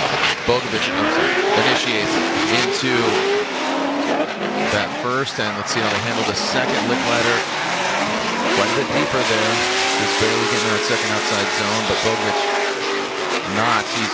He's compromising that proximity for getting deeper into outside zone 4. Again, that outside zone 4. Just as saying that, he goes deeper, but that was kind of, a moot point. He was already kind of over. What are your thoughts here? Just a quick knee jerk. Was it pretty? I think it was pretty decided watching after that first run even. Yeah. So looking at the initiation, Licklider was a little bit slow to angle, but he did get into outside zone 1 there. You can see he gets into just slightly outside zone 2. Bogovic is just slightly off of his line. Right there, pretty similar through outside zone 3. Maybe a half a tire deeper from Licklider. And then right there, Bogovic is doing a much better job through the finish. His proximity was good. It wasn't a crazy chase run, but I think it was, within the 90%, 85 to 90% of what the lead driver was doing.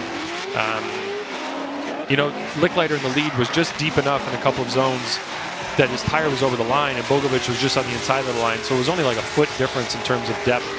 But I think it looked a little more extreme because of the fact that the line was there. But Bogovic had much better proximity and better mimic throughout the run in his chase run. Waiting for the outcome here. Bogovic, Licklider. Who's moving on to the final 4? Slide him left for Lick Lighter or right for Evan Bogovic. Bogovic gets the win. Who's spawned for Bogovic now? Because Jager can't do it. He was doing it yesterday. There you go.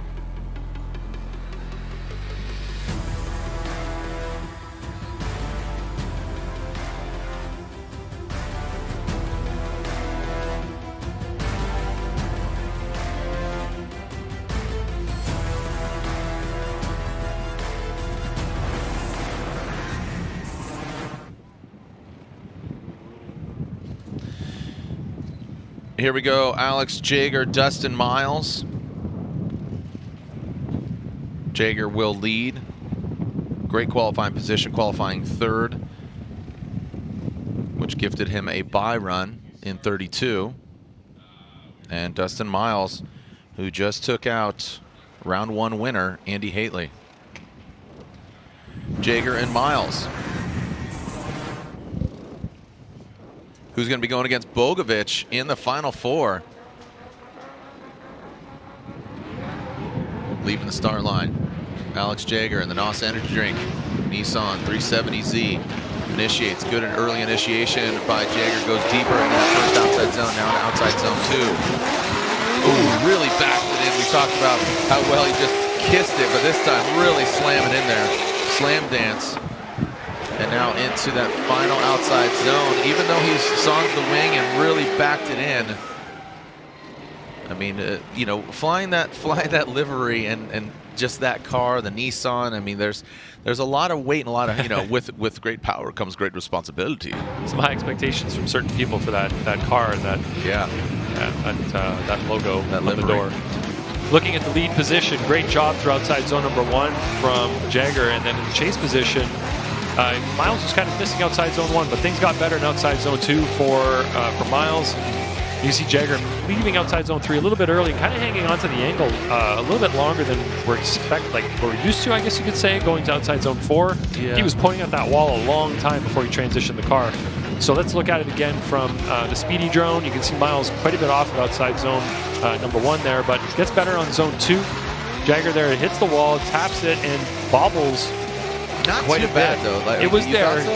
You can definitely see the movement, and then Jager somehow keeps it on the track there, going in that late transition for outside zone 4. That was pretty well done on that last part of the course. But so Dustin was off of outside zone 1 in the chase, but he was pretty good on the other zones in the chase. I think he reacted really well to when Jager hit the wall. There was a bit of a movement there from the car, but Miles stayed on it, stayed right in there, didn't really get affected by it. Wind whipping just a little bit here. Wind won't be a major factor. Downforce and side wind for sure. I mean, just over the year, the evolution of some aero and what goes on with, you know, obviously, you know, when you get that car sideways, it changes from just going like wind tunnel straight. So Jager really needs to step up his chase run here. We just saw Miles with a solid lead run. Yeah, the wind definitely plays a role in the dissipation of the smoke. That's a big one, right? It's gonna. Yeah, you could see the stars and stripes, stiff flag waving.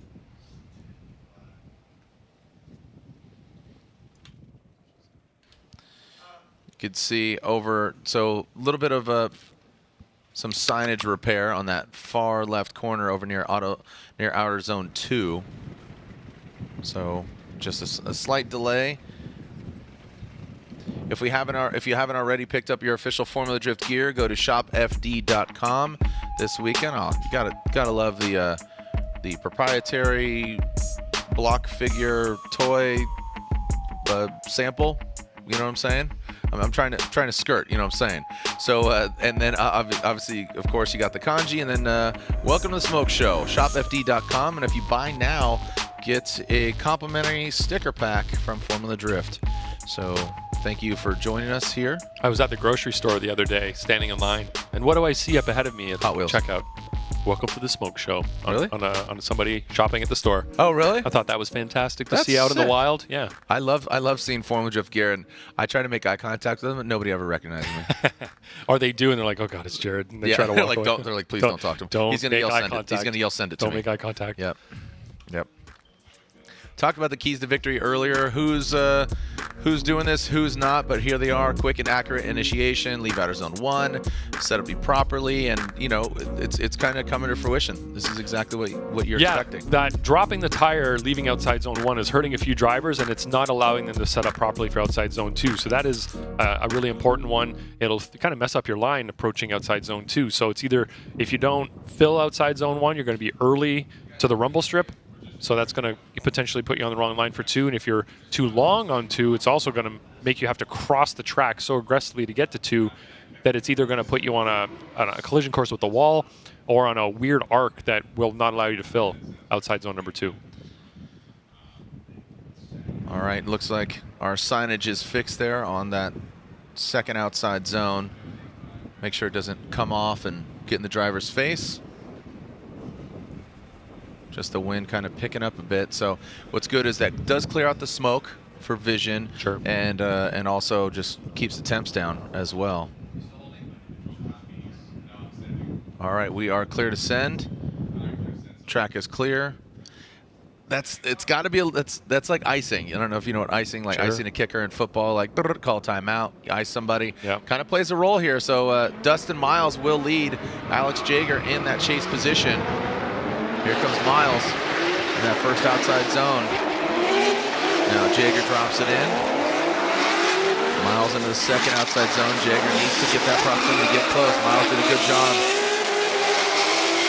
Feeling the flow from outside zone 3. Who's going to handle and manage outside zone 4? Oh, and Jaeger takes a way deep inside line. As soon as he transitioned, you heard a bunch of oohs because everybody knew right away that transition was way too early and he was not going to be able to make it around outside zone 4 properly. So that is not going to be helpful to his case here, his cause. So let's look at the replay from the up high drone. Miles does a good job in the lead of filling outside zone 1. Jaeger's inside a little bit there. And then again on outside zone 2, Jaeger's on the inside. He's not filling it as Miles is in the lead. So Miles is doing a good job up front, putting the car. He does have a hesitation on his transition, Miles does, in the lead position though. But in the chase, Jaeger does that transition early, which drops his momentum off, and he's not able to fill outside zone number 4 at all. He was way, way off. So slightly inside there is Jaeger transitioning here for 2. Again, Jaeger on the inside. Miles gets out to the wall. And then right through 3, Jaeger's a little bit better on line there, but watch this transition as he's lost in the smoke. Just, he went on the safe side, and, I'm sure he was blind in the smoke and thought, well, I better transition now. This seems right. But it, unfortunately, was just a little bit too early. Yeah, unfortunate turn of circumstances for him, for Alex Jaeger.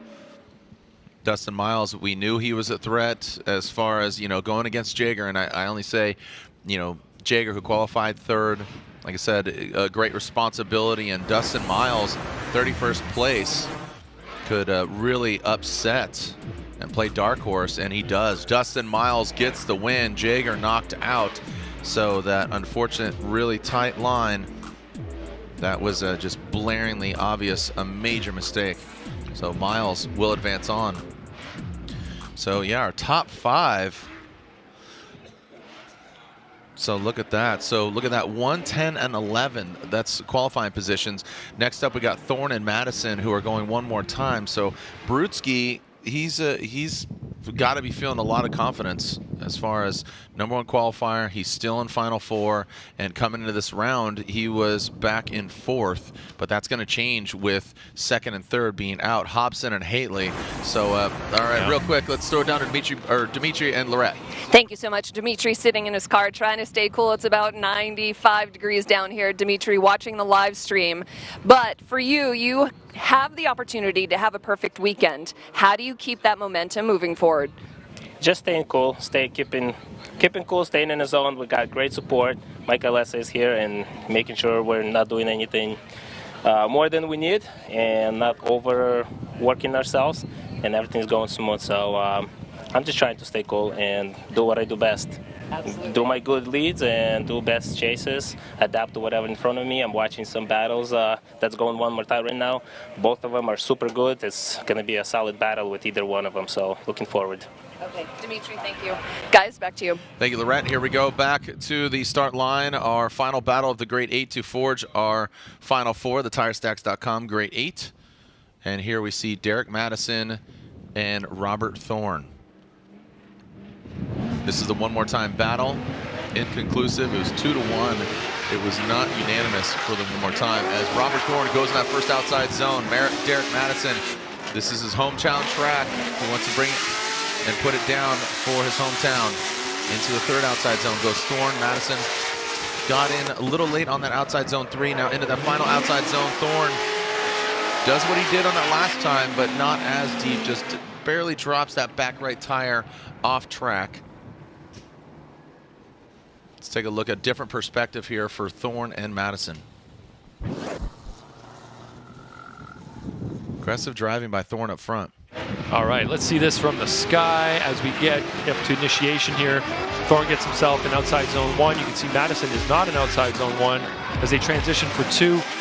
Thorne puts his bumper into the wall. Madison's on the inside there, not in the zone at all. Same thing for 3. Madison is outside the box while Thorne is in it. And right here, Thorne puts his tire just over the line. Madison is slightly inside. So we'll have another look here from the Speedy drone as we look at where Thorne and Madison are positioned. So Madison making some compromises there. Madison starts in outside zone 2, but then leaves it pretty early. Thorne is filling 3. Madison is not all the way in 3. And then again, 4. Thorne deep in 4. Madison with his tire on the inside line of that outside zone 4 box. So Madison did have proximity, but he did not have the mimic. So the line was not being mimicked pretty much everywhere from Madison. So Thorne now needs to place his car properly in the chase position. That's something we've seen from Thorne riding a little bit inside on some of his chase runs. So he's going to have to push that car back into the right spot. Here we go with Madison out front. That first outside zone goes a little bit deeper than Thorne. And now into the second outside zone. See Madison and Thorne, pretty similar lines there. Like to see that proximity from Thorne. That's where he takes a little bit of angle out into that third outside zone. And Madison, Thorne spins out, and Derek Madison, D-Mads. So earlier we saw that with TLO with Thorne, and now guess what? That gift keeps on giving. So hey, you know, it's elephant, what do they call it? A white elephant gift, right? Kind of keeps circling around. So TLO gave the gift of victory to Robert Thorne, and now Robert Thorne with him spinning out our current points leader. You know who's elated?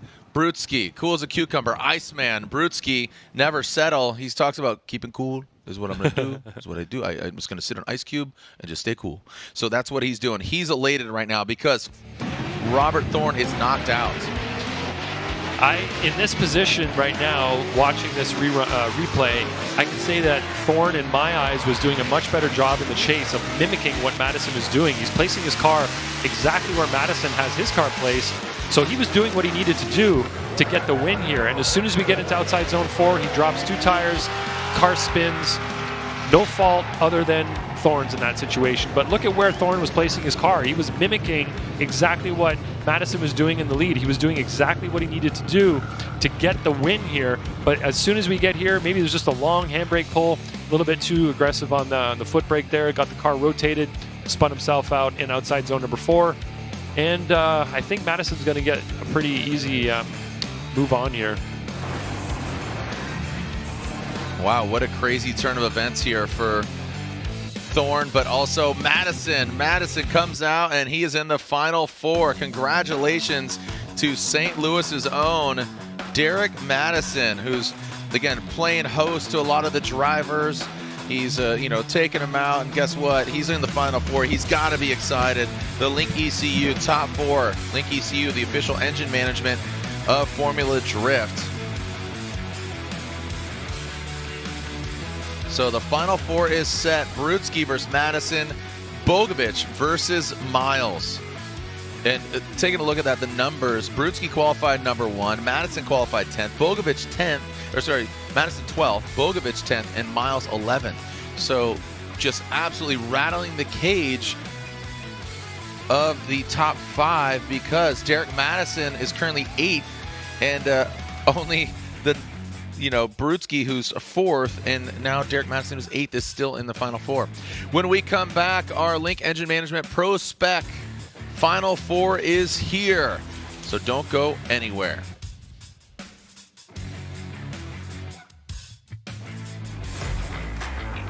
NGK makes ignition coils. Why? Because we prefer a running partner that can keep pace. We know ignition, and since our spark plugs don't run alone, we put some of our energy and expertise into making better coils. NGK ignition coils are engineered to OE durability and performance. And because we race to win, we improve the design, testing, and validation of our coils for better performance. NGK spark plugs and coils, better together.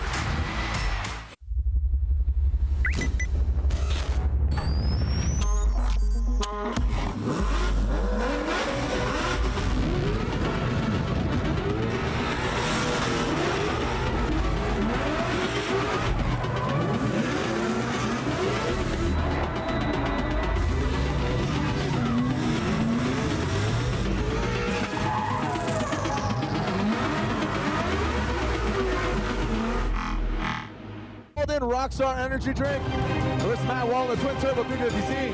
Tanner fast going through the paces. Solid line here. Great angle. Woo! Good initiation from Dot. Did you see that faint flick entry? Just gangster right there. Good job right there by Osmo, but look at Odie Bocchis diving right in on the attack and positioning now. Brian Turf really needs to show up. He went off course. Tightens up to the front flip, as is Freddie. The Norwegian hammer gets sweated by Dano. And then he just keeps on going past. Frederick Osmo fills all that outside zone. Michael, that's a right there. Look at him roll tide. Here we go. Final outside zone line. Pretty straightforward. Outside zone. Frederick Osmo right there. And now bring her on that final clip.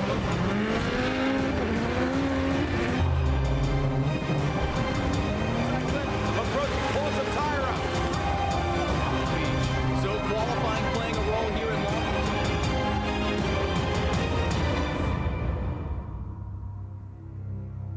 When I'm flying, I put my helmet on, my visor down, and my mask up. You don't know who I am, whether I'm African American, Asian American, Hispanic, white, male or female. You just know I'm an American airman kicking your butt.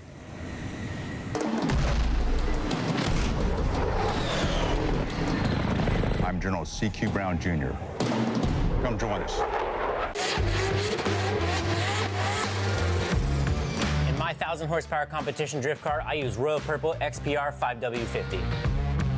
XPR is specifically formulated to increase horsepower and torque in high performance and racing engines. And its revolutionary Cinderlick additive technology and zinc phosphorus fortified formulation provides the highest level of protection against heat and wear. The new 550 is all killer, no filler. It has better high temperature performance than any other 2050 engine oil. The result is a performance oil that protects like no other, utilizing superior base oils and additives. It's what sets Royal Purple apart from the rest, and what is also transferred down to their HPS high performance street oil, which is what I run in my daily drifter. So from here to here, all you get is extreme performance from the synthetic experts. Royal Purple.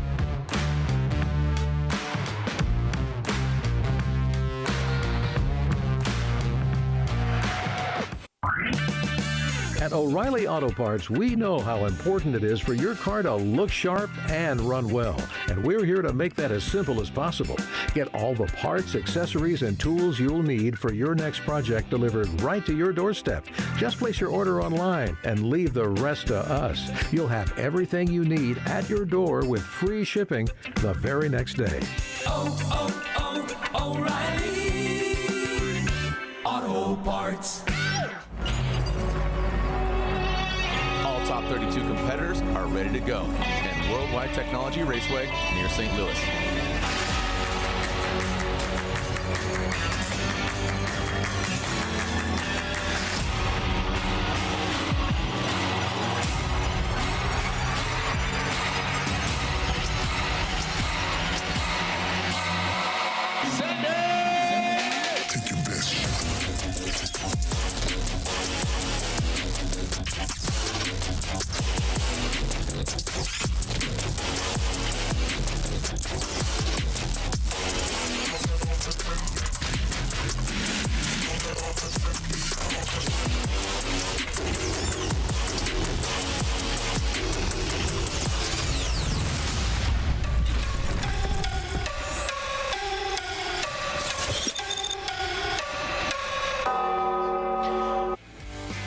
Well, here we are. We're back with our Link Engine Management Final Four. This is it, Madison, Illinois, and our Link Engine Management ProSpec Championship. We saw qualifying Thursday. We saw 32 yesterday, and now we've whittled it down to the Final Four. Sunday, Saturday. We're here. You paid for the whole seat and don't want to sit on it because it's really hot out here. That's what's going down. So you could be sitting on an ice block like Dmitry Brutsky. That guy? Man, they shave him down and make shaved ice. That's how cool he is. I was impressed that he's sitting in his car to stay cool. That doesn't seem like the right thing to do today, but cool shirt. If he's got a cool shirt, maybe he has a cooled seat in that car too. Yeah, you never know. Evan Bogovich, Dustin Miles. So that is the right-hand side of our bracket. So we're going to advance on there because we just completed Madison and Brutsky, and Bogovich showed up 6th in points, 6th in standings. And again, I know his lady is watching at home, and she even sent me a message. She's so happy for all of the support. So, Lindsay, I know you're watching. Hope you feel better soon. And she says thank you so much to everybody that's helped them out in their time of need. So, thank you so much. All right, so let's move on. So, Bogovich and Miles. And Miles, man, this is the best result I believe Dustin Miles has had in Formula Drift. And I've seen him just grow in Pro-Am and different bash events. So, here it is. Evan Bogovich, Dustin Miles, Bogovich Pedal Commander S chassis. Can he get on the box? Now transitioning into that second outside zone. And now, ooh, nice job into that third outside zone. Bogovich possessed. Now he needs to, again, temper that flame. Just stay cool, calm, and collected. And he did just that. Dustin Miles, you saw him slide in a little late to that outside zone 4. But overall, a really good, clean run for Bogovich out front. Biker, skater, drifter. Ryan, what do you make of this? You're awfully quiet. I'm waiting for the replay, Jared. Okay. I want to see from different views, but I'd also like to watch it while I speak. I don't want to speak out of. There we go. Looking at Bogovich in the lead position, he does a great job in zone 1. Miles is a little bit off there, but then Miles gets back on the right line as he follows him through outside zone 2 and then makes contact with him as they leave outside zone 2, which kind of bumped Miles back a little bit, and then he wasn't really as close as he had been. Throws it in there with a Hail Mary towards outside zone 4, makes it stick, gains some proximity, but does compromise slightly on the line entering outside zone 4. Yeah, so looking, somebody really needs to shine here. And what we've seen previously are kind of it being handed. I mean, we've seen a couple one more times here, that of Thorne and Madison, and we saw O'Connor and Licklider, but what really decided was those major mistakes. Either Rye O'Connor hitting the wall, we saw TLO spinning out, we saw Thorne spinning out, getting Madison that victory, but some really good driving overall from ProSpec. What are your thoughts? Yeah, no, you're right.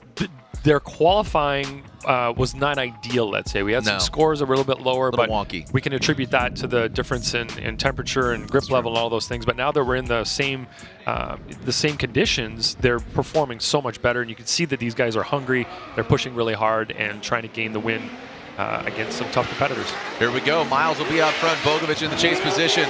Miles gets deeper than Bogovich, but he's going to compromise that depth into that outside zone, and Bogovich goes into the wall. And we're going to take a look at that. You saw Dustin looks like he kind of pedaled back as well, but Bogovich continues on, but I think it might be too late for Bogovich. Unfortunate for Evan. Was there contact there to I don't cause know, Bogovich to go into the wall? I was looking with my naked eye. Blinded by the smoke. That's a great song. Wrapped up like a deuce in the middle of the night.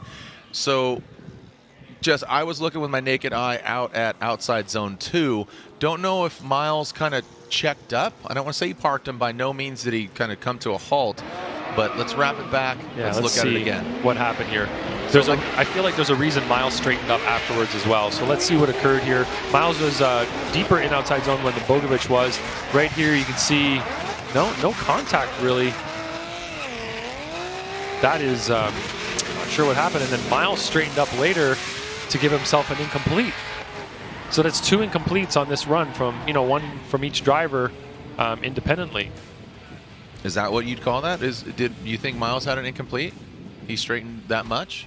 Well, Miles straightened completely. He just drove straight after outside zone 3, so he's at an incomplete as well. Look at that back left end going to that tire wall. You can see that he caused some considerable damage to his car going in there. So let's watch this from the Speedy drone now and see what occurred. So Miles initiates, gets an outside zone, and Bogovic is not in it right here. That was a really late transition from Miles. He was, I think, transitioning in the zone, so that's potentially a really late transition there. I wanted to see if he was pointing the wrong direction as he entered that zone. So let's watch it again right here. Yeah, he was still pointing towards the left as he approached that zone. So Bogovic is behind him trying to adapt to what's going on ahead of him. That could be held, the responsibility could be put on Miles for that issue that just arose there. Now that is that second run. So yeah, analyzing this further, no contact, and I talked about, you know, it didn't seem like he parked it, but to Ryan's point, at second, third, fourth glance, Miles could have a late transition, which would then delay Evan Bogovic's transition into that second outside zone, and that would hamper and have to pedal back. So not making the contact, but trying to pedal back. So analyzing this further, was Dustin's kind of late transition at fault? Was it a late transition? This is where the, you know, analyzation comes into play, and this is where, you know, it's an unenviable job of the judges. It's not just that simple of dictating, saying like, oh, he went into the tires, that's it, he messed up. Now we really need to analyze, was it, you know, every action has a reaction sort of situation. So both drivers waiting, and, you know, if Evan Bogovic gets the win, he goes to the finals. So here's a side-by-side. Side-by-side.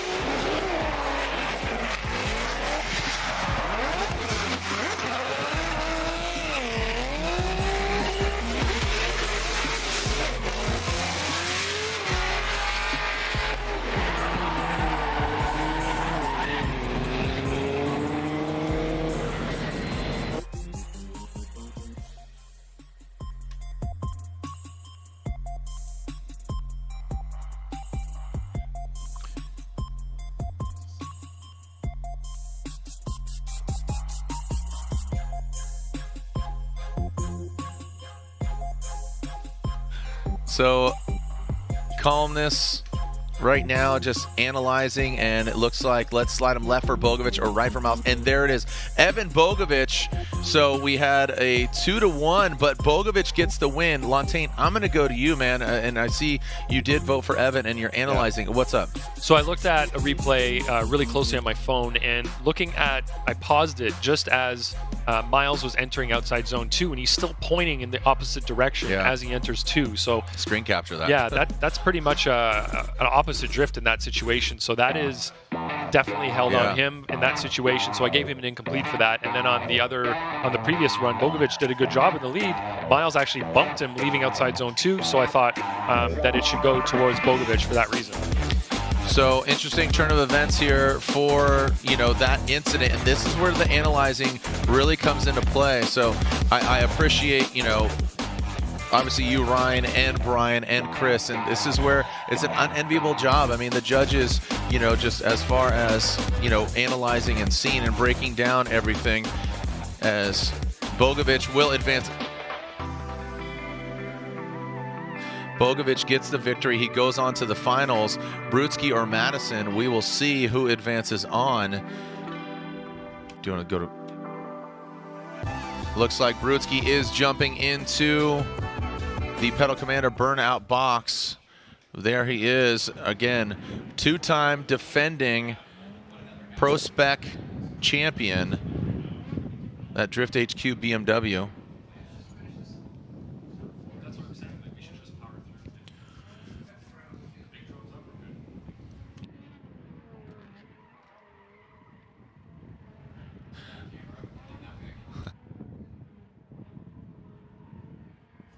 So Brutsky in the Drift HQ, ISC Link BMW in that burnout box. He'll be going against Derek Madison, man. So Derek has got to be just going to call it like it is, from zero to hero. Last year did not do well. I believe he didn't even qualify to go into head-to-head. Just a unfortunate turn of situations and circumstances last year, but here he is. He is in the Final Four. He's going against the two-time defending champion. He's going to bring it. What I know of D-Mads, just coming to the St. Louis Auto Show, hanging out with him, partying with him, he wants this. He'd love to see this. So, all right, before we go to this battle, let's throw it down to Laurent Nickel, who is with Evan Bogovic. Well, Evan Bogovic sitting in his car trying to stay cool out here and looking for your first or second place. So how is everything on the car right now? You just told me there was a little bit of damage. Yeah, Dustin came in and bumped me a little bit and knocked our toe out. We weren't sure who was at fault and didn't hear until after they had already sent us. And so we just sent it, and luckily he spun, or else we probably would not have got the win, because I went into the wall also pretty bad because the toe being pretty far off. Right. So. Well, glad the team's able to work on it. He finished third in Orlando and is going to better that here in St. Louis, guys. Thank you so much, Laurent. So Bogovic, again, just waiting for it. And we have our other side of this Final Four battle. We got Brutsky and Madison. Here we go. We are ready for this battle. And Brutsky will lead. Madison chasing him down. So St. Louis, the pride of St. Louis. There we can see the lights extinguish, and here we go. Brutsky leading, Madison giving chase. Brutsky in that first outside zone. Derek Madison in the pocket, good proximity, but not exactly absolutely deep and tucked in. Taking a shallower line. Again, there it is, that proximity, kind of nosing in. Then look at, he just whips the back end of the vehicle. And Brutsky using all of that third outside zone and then into that fourth outside zone. Pretty good job. I mean, really good job by Brutsky. Let's just be quite honest. He put the car in all the right places. He filled all the zones. Madison did have that proximity, but just kind of reminiscent of like old Dai Yoshihara. Had the proximity, but need to be in the pocket. Tuck it back and get into that same line. As we look at the replay here, Jared, watch the way that he initiates. Gets himself on the line, but not all the way out. Madison is not getting all the way out to that zone either. He's inside just a little bit, like you were saying. Right there again. You can see that Brutsky's out, but Madison's in slightly, making those compromises to try to gain proximity. Left outside zone 3 early as well. And right there, Madison does a much better job in zone 4 of maintaining proximity around that corner. And here we are taking a look at it once again.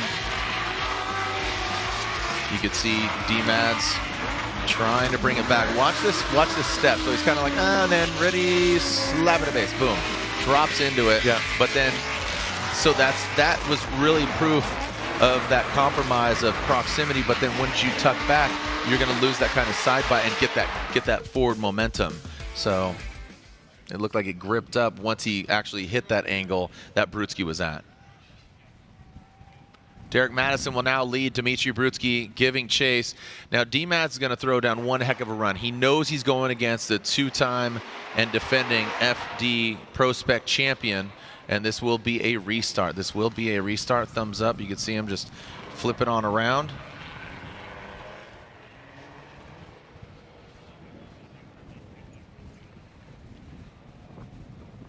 So let's pull him back up to the start. And see what we got here. Who is moving on to go against Evan Bogovic?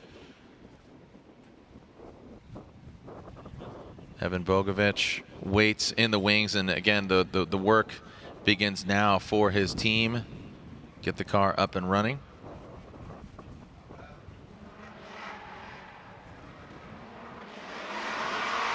Here we go. Derek Madison out front. And Dmitry Brutsky in that chase position into that second outside zone. Derek Madison digging deep. Ooh, just almost maybe kissing that wall. Into that third outside zone. Look at this. Derek Madison doing what he has to do. He is hoping that Dmitry Brutsky makes a mistake, but our two-time champion pushes hard. A great run by both these drivers. Madison, I mean, if that was a qualifying run, that was really high up there. Yeah, in terms of proximity, Brutsky wasn't where we'd expect him to be. He was not as close, especially through outside zone 4 there to the finish line. That's sort of uncharacteristic of him. we would have expected him to put on more pressure in that area because Madison did an okay job in his chase. You got to outdo him. So let's look at the replay. You can see that Madison is mid-line through outside zone 4, and then you can see that Brudski's not all the way deep there. Madison nice and deep, scrapes that wall. Brudski's pretty much right there with him, but right here, Madison's line through 3, and he's pulling away from Brudski right here. Madison's line through outside zone 4, really good, but then you can see Brudski's slightly behind him in that situation.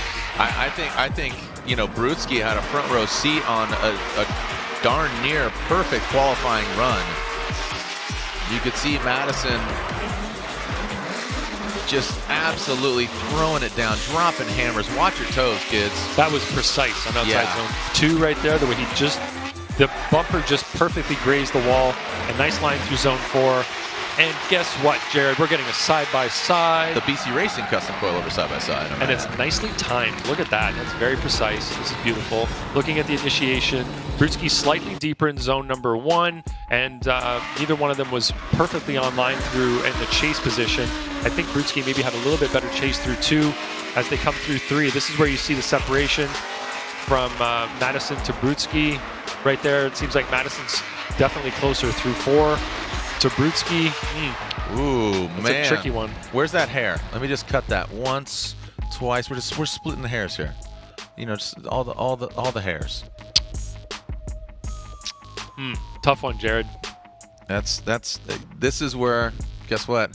I'm just gonna stick to announcing. I'm just gonna be here, just talking smack, just rapping out with y'all and seeing what's going on. I'm gonna find out the verdict. And then I'm going to tell everybody that. And I'm the messenger. So guess what? Don't kill me. You will still get shot, Jared. Whoa, guy. Relax. Here we go. Do we have a winner? Slide him left for Brudski. Right for Derek Madison. Gets the win. D-Mads is going to the finals. And the spotters stand erupts. Because not only taking out Dmitry Brudski, our 2-time champ, because this is his house. He is guaranteed a podium. Congratulations for Derek Madison as he will go against Evan Bogovic. Look at this. Again, normally we see kind of the highest at least a top 5 qualifying driver. We are currently seeing our number 12 qualifying driver, number 10 qualifying driver, Evan Bogovic. With that being said, Dmitry Brudski will get on the podium. He finishes 3rd place. That'll shake things up as far as the point standings because Thorne going out previously, Ben Hobson not even making qualifying, Hately going out in 16. So overall, a lot of hype right now. The spotters stand erupting. The blowers are out, making sure the mind is right, staying cool, keeping cool. Laurent Nickel is down there. I'm sure she's going to get just the emotion. He might not want to talk. He might just absolutely blow up the microphone regardless. Derek Madison is going against Evan Bogovic in the finals. A fantastic way to end and have a finals here for our Link Engine Management ProSpec Championship. And you could see, again, all hands on deck for D-Mads. He's been playing host to a lot of the other drivers. So let's throw it down to Laurent Nickel. Talk to D-Mads. Laurent. Well, he just came off the track, and as you can see, taking off the harness, the helmet, and you are already yelling commands at your team. What are you telling them to do? The car is so hot, man. We just hit 252 degrees. We're still like the only car in the class with a front radiator, so we struggle with cooling issues all the time. And when we run the fans when the car's not on, it just drains the battery because we only have one. So, everything we can do to just hyper cool the car. Happy to be here. We want to make the best of it. We're here to get a win for the boys, so we want to make sure that the car is cool, and we're ready to go. All right, I love it. Full privateer status for Derek Madison and his team. He doesn't have a title sponsor, so he is working out of his own pocket, and some of his teammates, most of them, are working for free. So he really wants to take this win for the boys. Guys. Thank you so much, Laurent. You could just feel the passion, and you could hear it, you could see it. I think, we've seen so many emotional wins this year, not only in ProSpec, but even in Pro. Travis Reeder winning in New Jersey, Dylan Hughes winning in Orlando, and I mean every win is special. Even Ryan Turk kicking off the season, Frederick Osbo getting the win in Atlanta. So overall, every win means a lot to all these drivers. When we come back, the finals are upon us, and we've talked to the man himself. Look at that arch. Yeah, we'll see if that belongs to Derek Madison. Here's some pro tips courtesy of Throttle from D-Mads.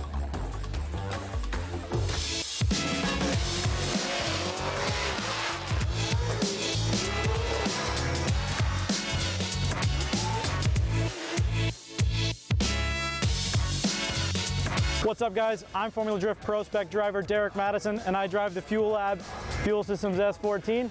Are you looking to get into the Formula Drift Pro Series like me? Let me share some tips with you. My number one first thing is I would always say, keep the car simple. Build it good, build it right, and make it reliable. Just get a basic setup that you know works, and take it out and get seat time. The next thing is just slowly add on your upgrades. Because if you go from 0 to 100, you're gonna have a huge learning curve and you're not gonna know what to do. So add on an upgrade, get used to it. Add on an upgrade, get used to it. I didn't start with 700 horsepower, I started with 300, and then I went to 400, and then 500, and now we're all the way up here. And you know, we kind of moved up and progressed as well. The third and final thing that I could suggest is get a mentor. Get yourself on a team and help out. That way you can learn so much from them. You can learn your setup, you can learn how programs work, and you can really set yourself up for success. Thank you so much, guys. If you want to learn more about me and my car, find me on the Throttle app and give me a follow.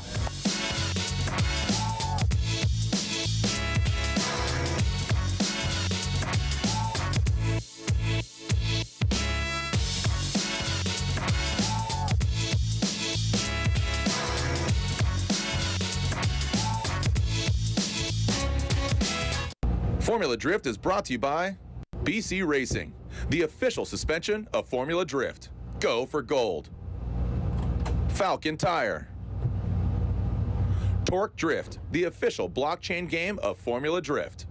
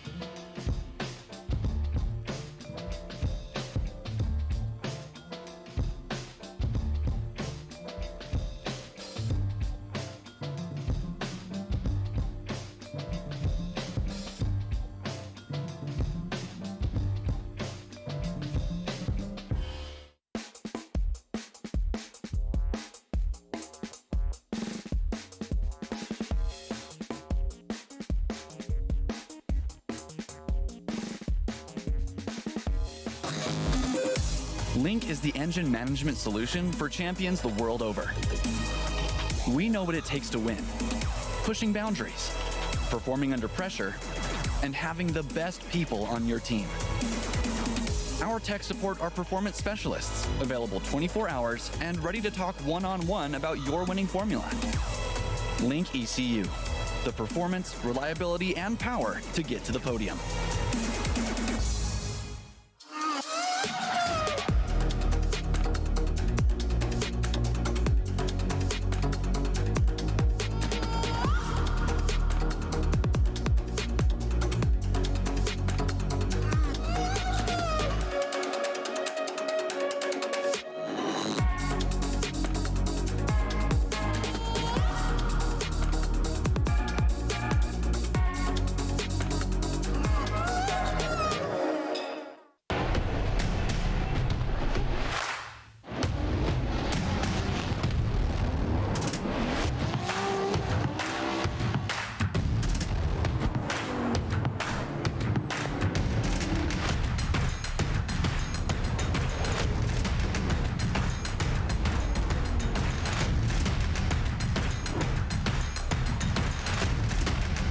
GT Radio. Experience ultra high performance.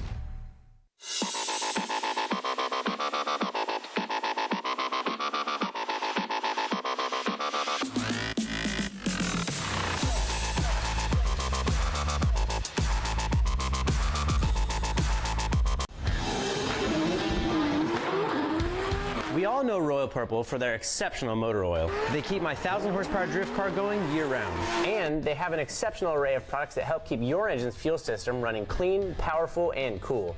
Royal Purple Max Atomizer cleans fuel injectors to restore maximum flow and get back that fuel economy we all want. Max Clean is a state-of-the-art performance fuel system cleaner that deeply penetrates deposits in your fuel system. Max Clean cleans more parts in your engine and cleans them better. Royal Purple Max Boost is a high-performance octane booster and fuel treatment that helps increase the octane of your fuel. For real. Max Boost is an energy drink for your engine. Purple Ice reduces engine coolant temperatures. It helps prevent overheating and extends the life of your water pump. 4-Ways Purple can help your engine. Royal Purple Performance Products. Find them at an auto parts dealer near you. At O'Reilly Auto Parts, we know how important it is for your car to look sharp and run well. And we're here to make that as simple as possible. Get all the parts, accessories, and tools you'll need for your next project delivered right to your doorstep. Just place your order online and leave the rest to us. You'll have everything you need at your door with free shipping the very next day. O'Reilly Auto Parts. Welcome back. The PROSPEC final is upon us. And by no means are they dark horses, but they are definitely here to party. Madison and Bogovic. D. Mads and Evan Bogovic. Just a crazy turn of situation, and Brutsky, our two-time defending champion, is knocked out by D. Mads, and Dustin Miles gets taken out by Bogovic. Brutsky will be on the podium as he is the highest qualifying driver over Dustin Miles. He qualified number 1 and obviously out-qualifies Miles. There are the finals, there are the stats, there are the drivers. Who's the winner? Guaranteed a podium spot, but who's going to be just a little bit higher? We'll find out here in just a little bit. Coming out of the Pedal Commander burnout box, Evan Bogovic will lead first. Now keep in mind, Evan Bogovic went into that tire wall. Is the car 100%? We will find out. He talked about that back right end. Derek Madison saying that, you know, this is a privateer company. Evan Bogovic has the resources of Odi Bakshish and his camp in his back pocket, but he only had one guy working his team. His wife, she's watching at home. She says, no matter what he finishes, I'm so proud of him. So sorry I can't be there, but, you know, so thankful for everybody kind of coming together to support and elevate Evan Bogovic. So, and remember, the FCP Euro Cup is unofficially led by Robert Thorne, Brutsky second, and Haitley is third. So as, again, those are your top 3 for your FCP Euro Cup. $1,000 for each round, 5, 3, and 2 for the podiums, and then $10,000 overall for the highest finishing European car running the FCP Euro Cup decal. Evan Bogovic will lead. Derek Madison will give chase. Evan Bogovic, the Pedal Commander S chassis, everybody running GT Radial, everybody running Link Engine Management. There can be only one winner here in St. Louis. Round 3 of the Link Engine Management PROSPEC Championship. Who's it going to be, Bogovic or Madison? Send it, boys. Worldwide Technology Raceway playing host. Bogovic initiates into that first outside zone. Derek Madison tucking in. A lot of smoke being kicked off into that second outside zone. Derek Madison taking a shallower line. Where are you going? As Bogovic keeps it consistent on the outside zone 3. Approaching that final outside zone. Goes Bogovic. Madison, again, gripping up. Now getting involved into that last and final outside zone. That was outside zone 2 for Madison. That was unexpected, the way that he dove in on the inside there, and I'm not sure what caused him to do that. We'll have to look at the replay. Maybe we can get some insight as to what happened there, if it was getting caught in the smoke issue or just a mistimed transition. It seemed like the car gripped and kind of ripped towards that inner apex. So as we watch Bogovic with a truncated car here, Phil outside zone number 1, does a good job on 2, and look at Madison way inside. And the lift. Yeah, very bad line there from Madison through 2. Bogovic does an okay job through 3. Maybe might have left slightly early, but it was deep early on. And then right there, over-rotates slightly just before the finish, but manages to hold on to it there so he doesn't lose any kind of momentum, it looked like. So again, Bogovic does a good job through 1. Much better job through 2 than Madison did, that's for sure. Look at where Madison is positioned right there. Definitely an error from him. And then as they transition towards 4, you can see Madison on the inside again. Bogovic drops a tire there, over-rotates just slightly, like quickly rotates to a higher degree of angle, but he managed to catch it and made it through the finish line without any kind of other issue. All right, so with that mistake, look at that back left corner of Bogovic, absolutely beat up, but continues on. That Fuel Lab S chassis of Derek Madison out front. Can he do what he did earlier? He had a phenomenal lead run, and he is on track. He is on pace. Derek Madison, this is his house, St. Louis, but Bogovic, can he bring it on home? Again, no major mistakes by Bogovic. And with Derek Madison and making that mistake, it looks like just, I mean, regardless, still thumbs up. And that shows you that obviously still proud and just at knee-jerk reaction at first glance. No major mistakes from Evan Bogovic. So this should be Evan's victory overall. Again, we have the winners. They'll go right down there in front of the crowd. But again, round of applause for both Bogovic and Madison. And of course, we know that Brudski's on the podium. Yeah, that is correct. So looking at Madison in the lead position, he is not as deep as Bogovic was on his lead, and Bogovic is mimicking him much better. You can see that Bogovic is in the box with Madison through outside zone 1 and 2 as they come to 3. Bogovic doing a great job there as well. Really good mimic from Bogovic. He could be slightly closer, but at this point, you know, looking at comparatively, he's doing much better than Madison did, mimicking and on proximity. So he took what Madison did and he's improving upon it to get himself in the right position to get that win. So he's just outside the box there in outside zone 1, and then in 2, he's got a tire in the box.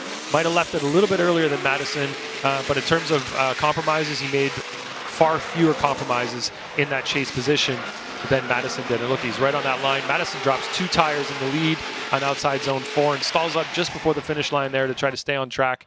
And I guess this is the final battle, isn't it, Jared?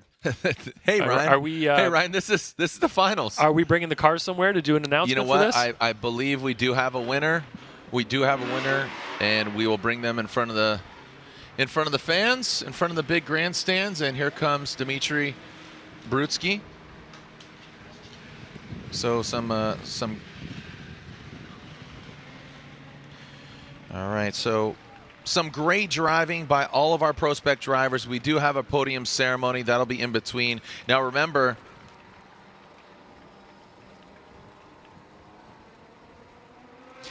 we do have our Pro Championship Top 32. That's going down at 4:25 later this afternoon. Local time is 1:45. So got a sufficient amount of time for our pro vehicles. Now remember, Brudski gets 3rd place because he's the highest qualifying driver of the Constellation battle that was to be. Again, we don't have a 3rd place battle. That defaults to qualifying position. Dustin Miles qualified 11th on Thursday, and Brudski qualified number 1. Hence, Dmitry Brudski gets 3rd place. All right, let them step out of their vehicle, and we'll announce their names. Look at that. Elation.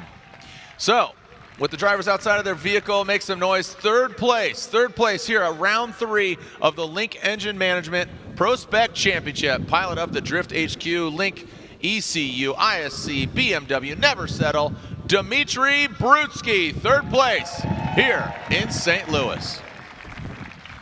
And now your winner here at round 3 of the Link Engine Management ProSpec Championship Worldwide Technology Raceway. Piloting an S chassis. First ever podium here in ProSpec, and excited to see the winner is Pedal Commander S chassis, Evan Bogovic. In the field suspension S chassis, congratulations, is your winner. That means St. Louis's own Fuel Lab S chassis vehicle. 2nd place here in St. Louis, Derek Madison. Evan Bogovic gets 1st place, Derek Madison 2nd, Dmitry Brudski in 3rd. Congratulations, boys. I see Lorette Nickel down there. Lorette Nickel, if you could have some words with Mr. Evan Bogovic. Lorette, down to you. Evan takes his first ever win and just cool, calm, collected this man here. Your wife at home sick. We know that she's been texting Jared and texting you guys. Man, what is the first thing that you're going to tell her about this win? She already knows. She's probably blowing on my phone right now. But yeah, just we had a bunch of help. Rich came and helped us out a bunch, and his whole team, because we were down a crew member also. And his spotter filled in for my wife. Dima's spotter helped for a little bit. Alex Jaeger helped for a little bit. Casey Cole's wife helped for a little bit, and they just all, without any of them, would not have been possible. A really amazing team effort from everyone. And what did this win take for you? A lot. So I just tried to drive the crap out of the car. So I've turned it into a TI now. So love it, love it. Evan Bogovic, congratulations on your first ever FD PROSPEC win. And of course, we can't move far away. Derek Madison here. So his best finish was third place in 2020, and you stepped it up in front of the home crowd. I know your parents are here, your girlfriend's here. What do you want to say to them to thank them for all their support? Man, I know this sounds totally cliche, but I could not have done it without you guys.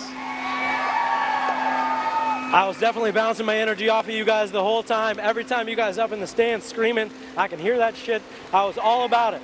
I love it. I thank my team so much. Fuel Lab Fuel Systems, they're the best.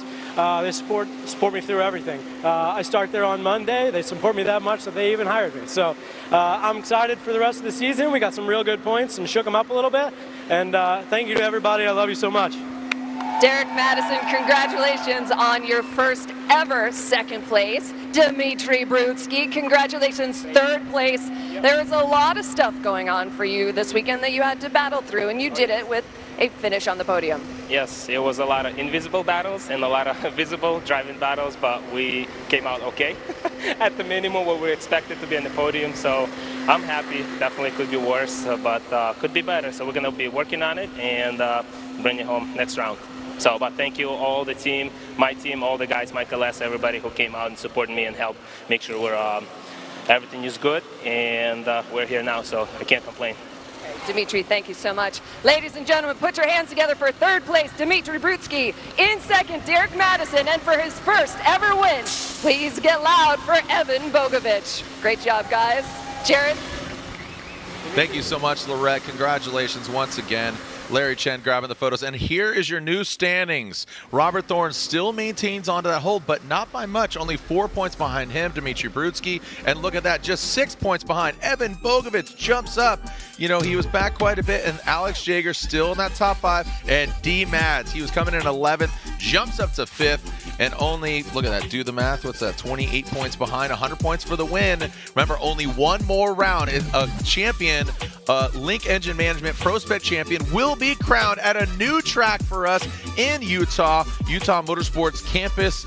Ryan, a great event. Like you said, kind of slowed things down a little bit with the qualifying on Thursday, but head-to-head really delivered. Yeah, today was a great showing from these drivers, and they're really proving themselves.